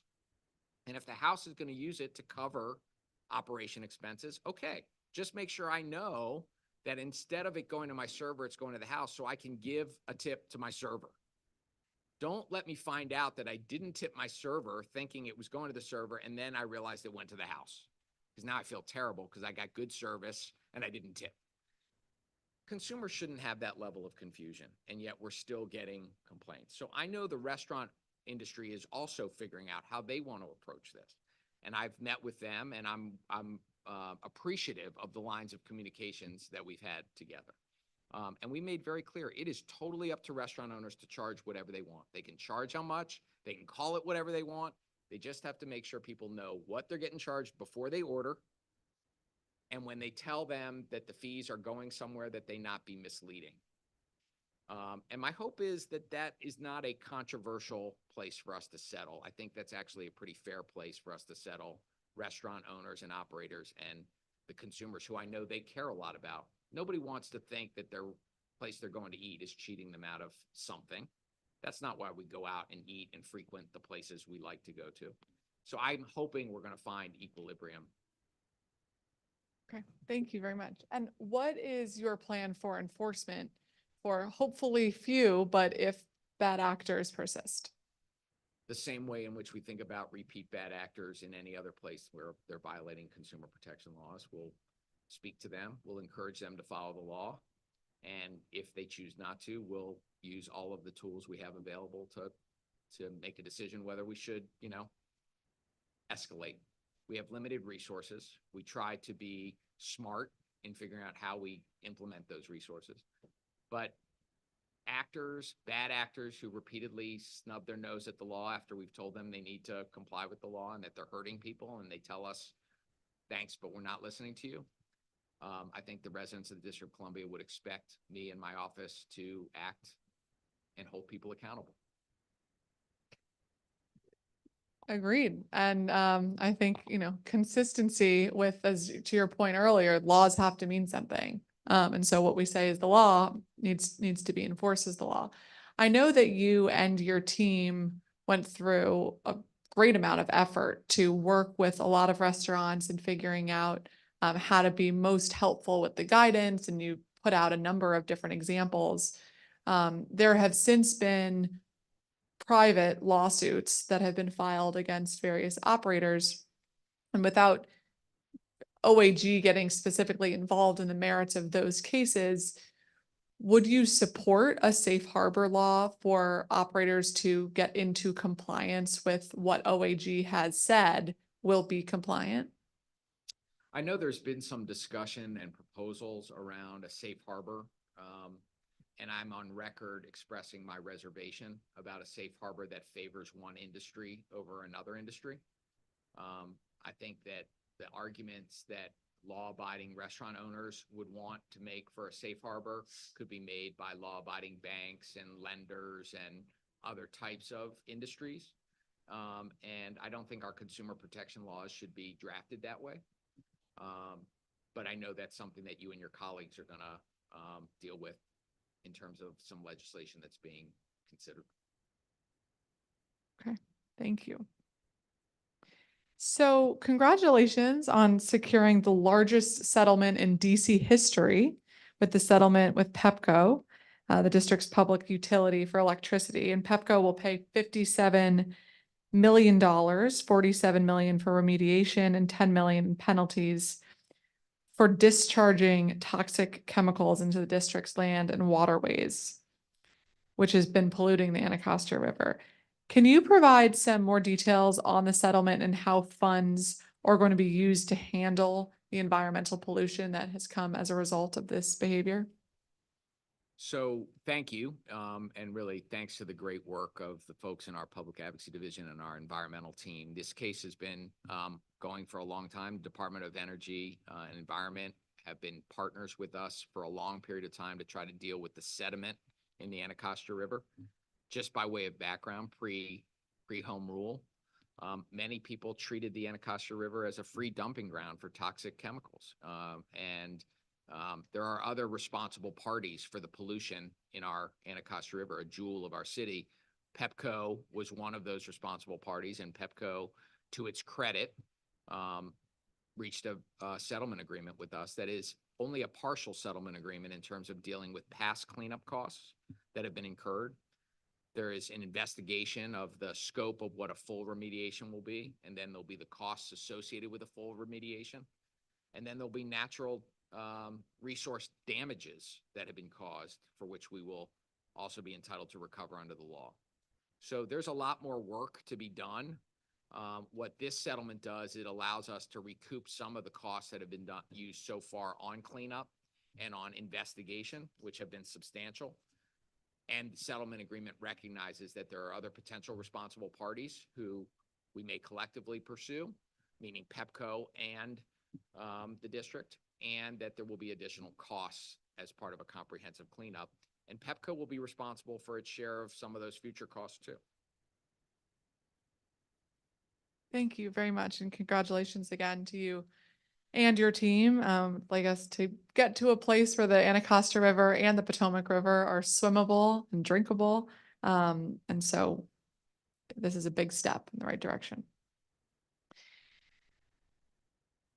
So I want to lift up some of the testimony we heard earlier from the Domestic Workers Alliance, and the exciting improvements to workers' rights and the grant funding provided to OAG and then by OAG to educate the public on these rights.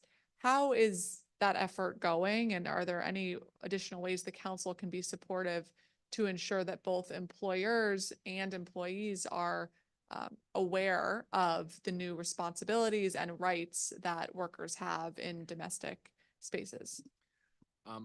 I'm pleased that we could be partners with the council in implementing this important law. And first step is educating people, domestic workers, to know that there are legal protections available. I think that the partners that we chose through our grant making process to go and make sure they took on the education, public education, bilingual public education, outreach to people who need to hear the message has been very effective. As with anything, Chairwoman Pinto, the resources needed to broadcast the message and then to implement the law and then enforce the law is that's where the proof in the pudding is going to come, because this is stage one. And we know that the ability to have enforcement mechanisms and lawyers and investigators that can then enforce the law requires more of an investment of our office and of our city. Thank you very much. I want to ask you a little bit about some of the source of income discrimination work. And like all things, we can have laws in the city, but we need to ensure that they're being followed. And source of income discrimination is such an important one to enforce because of how hard it is to prove and how impactful it is on people's lives. I want to check on the status updates for a couple building properties, Foster House, Marbury Plaza, Garfield Court are some examples that had violated code violations. When this happens and what are some, two questions. First, what are some of the best avenues of information coming into your office to identify when source of income discrimination is happening? And then second, when there are such violations that require residents to move out of a building, how are we ensuring that those residents have a backup plan? So I think we're talking about maybe two different pieces of the affirmative housing work that we do. Some of the cases you described are more housing conditions cases, where the landlords have failed to provide safe, habitable, code-compliant housing for tenants who are either paying rent or who are using their subsidies to pay rent. And just because somebody may be using a subsidy to pay rent doesn't mean they're not also entitled to all of the legal protections about safe, habitable, code-compliant housing. And so those types of cases we learn about through tenant complaints. We have a hotline. We encourage people to reach out to us. Our community engagement team, another part of the office that I'm very proud of, has worked very hard over the last year to make sure people know how to reach us, to know how we can help. And we investigate those cases when we get them. The source of income discrimination cases are cases where a landlord may refuse to rent to somebody who oftentimes has a voucher. It says, we just don't, we've had blatant cases. Vouchers are not accepted here. And that's illegal. That's violates our law. And so those cases too often come into us through tips, through complaints. We sometimes investigate them with testers who go out and challenge, explore the facts to see if we can build those cases. And both of those types of cases are treated very seriously by our office and within the same housing enforcement group in our public advocacy division. Thank you. I know you and I share, Attorney General, a deep concern for DCHA and the conditions, deplorable conditions in many instances of some units and vacancy rates and major challenges that DCHA has been facing for many, many years. And recently DCHA has taken on new leadership. And so I wanted to get a status update from you on the ongoing litigation that OAG is involved with against DCHA for, quote, systematically failing to provide timely accommodations to its public housing residents and applicants. So that lawsuit against the Housing Authority, which was the second lawsuit that the Office of Attorney General brought against the Housing Authority in recent vintage, is ongoing. And I'm disappointed that the Housing Authority has not brought itself into compliance and is resisting and fighting and litigating, to which it's right. You know, we have a court system to allow people to fight. But it's disappointing to me that we are still fighting against our public housing authority so that people who live in public housing in wheelchairs and who have disabilities can't get up the stairs because there are no accommodations for them. It's unacceptable. It's illegal. And so we'll continue to aggressively litigate that case. I, like everybody who lives in the District of Columbia, have publicly expressed how unacceptable the Housing Authority has historically been in terms of taking care of our most vulnerable folks who need housing, decent housing. And just because they're poor doesn't mean they're not entitled to decent housing. And our Housing Authority has let them down. Another part of government that has not been held accountable to the people. The report that HUD issued about a year and a half ago laid out in great detail what we as residents knew long before. We didn't need HUD to tell us that that was going on. And so, you know, we are focused on that. I will say that what that means is I'm in regular communication with HUD, and I'm in regular communication with the new director of DCHA, Mr. Pettigrew. And, you know, this is of the highest priority, and I'm expecting that things will get better. That the conditions of the housing in the housing stock will be improved. They'll be renovated. Some of those units need massive amounts of renovation to make them habitable, but we have to get them habitable and off the vacant side and into the occupied side because people need houses. The waiting list is way too long. It's unacceptable to have deplorable conditions and such great vacancy, plus 25% of the stock in a city that's struggling with having enough affordable housing. And we got 25% of our public housing stock unavailable. I think Director Pettigrew understands that. He certainly has expressed to me a focus on doing something about that right away. And then we have the rent reasonableness piece. We have the piece of the Housing Authority's work that has been privatized through the voucher system that has also created issues because it hasn't been administered with the kind of care and professionalism that it should. And my hope and expectation is that Director Pettigrew has his eyes on that too. Thank you very much. While this is not a budget hearing, Not yet. Not yet. I want to ask you, General Schwab, how is the state of the budget of OAG? Well, I would say that I think that the district and the residents of the district get a great bargain for the lawyers and the professionals that they have working for them. Many of whom could make a lot more money doing other things. And the mission, though, of the work we do is unmatched, and the professionalism and the collegiality is unmatched. If you ask me if there were more resources available, could we have even greater impact? The answer is yes, in lots of ways. But I think we're punching above our weight with the budget we have. You know that I've asked for some relief on the litigation support fund cap, which we've talked about, and I appreciate you considering that and bringing it to the attention of your colleagues quickly. Some of that is out of our control in the sense that costs associated with civil litigation, the costs with databases and electronic discovery and document management and experts has gone up. Some of it is post-pandemic. A lot of the backlog in civil cases has broken free. So now it's time to get those depositions and experts and others paid. So And AG, sorry to interrupt you, but for those watching who may not know what the litigation support fund is, can you explain a little bit about how that fund works? sure, that's a fund of dollars that exists largely through the affirmative dollars that are recovered through litigation that the district brings against third parties. And we use those dollars to fund the work of more litigation. So the dollars pay for us to bring in more money to the district and hold more people accountable. And as the amount of litigation that we're doing increases, as the types of issues we want to take on expand, and as the cost of doing that increases, we need to improve or at least increase the cap that's in the LSF, which says how many dollars we can spend on certain things. Great, thanks so much. All right, well, that concludes my questions. I want to give you a chance, AG, if you have any other thoughts you'd like to share or something you want to highlight that we didn't get a chance to talk about, please go No, ahead. well, look, as always, thank you very much for comprehensive preparation process. And one of the things that happens through good oversight, which is one of the essential roles of our council, is that it requires agencies like the Office of Attorney General to take a good hard look at how we're doing.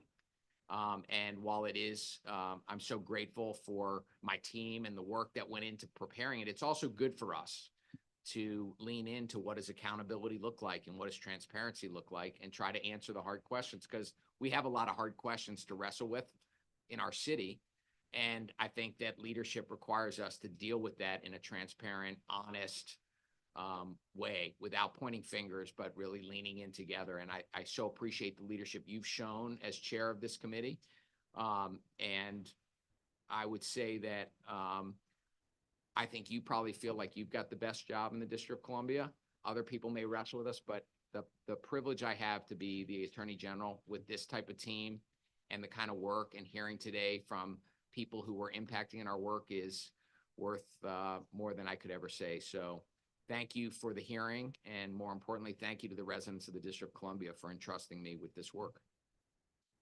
Fantastic. Well, thank you so much, Attorney General Schwab. And as a person who used to work at the Office of Attorney General and had the great privilege to do so, and it's so great to see some former colleagues in the room, I know how much goes into these oversight preparations. And so I'm especially appreciative of the thoroughness and responsiveness of you and your entire team, not just for this performance oversight time of the year, but throughout the year. And so thank you to you, everyone who's here, and everybody who works on behalf of OAG very hard throughout the year. We appreciate all of it.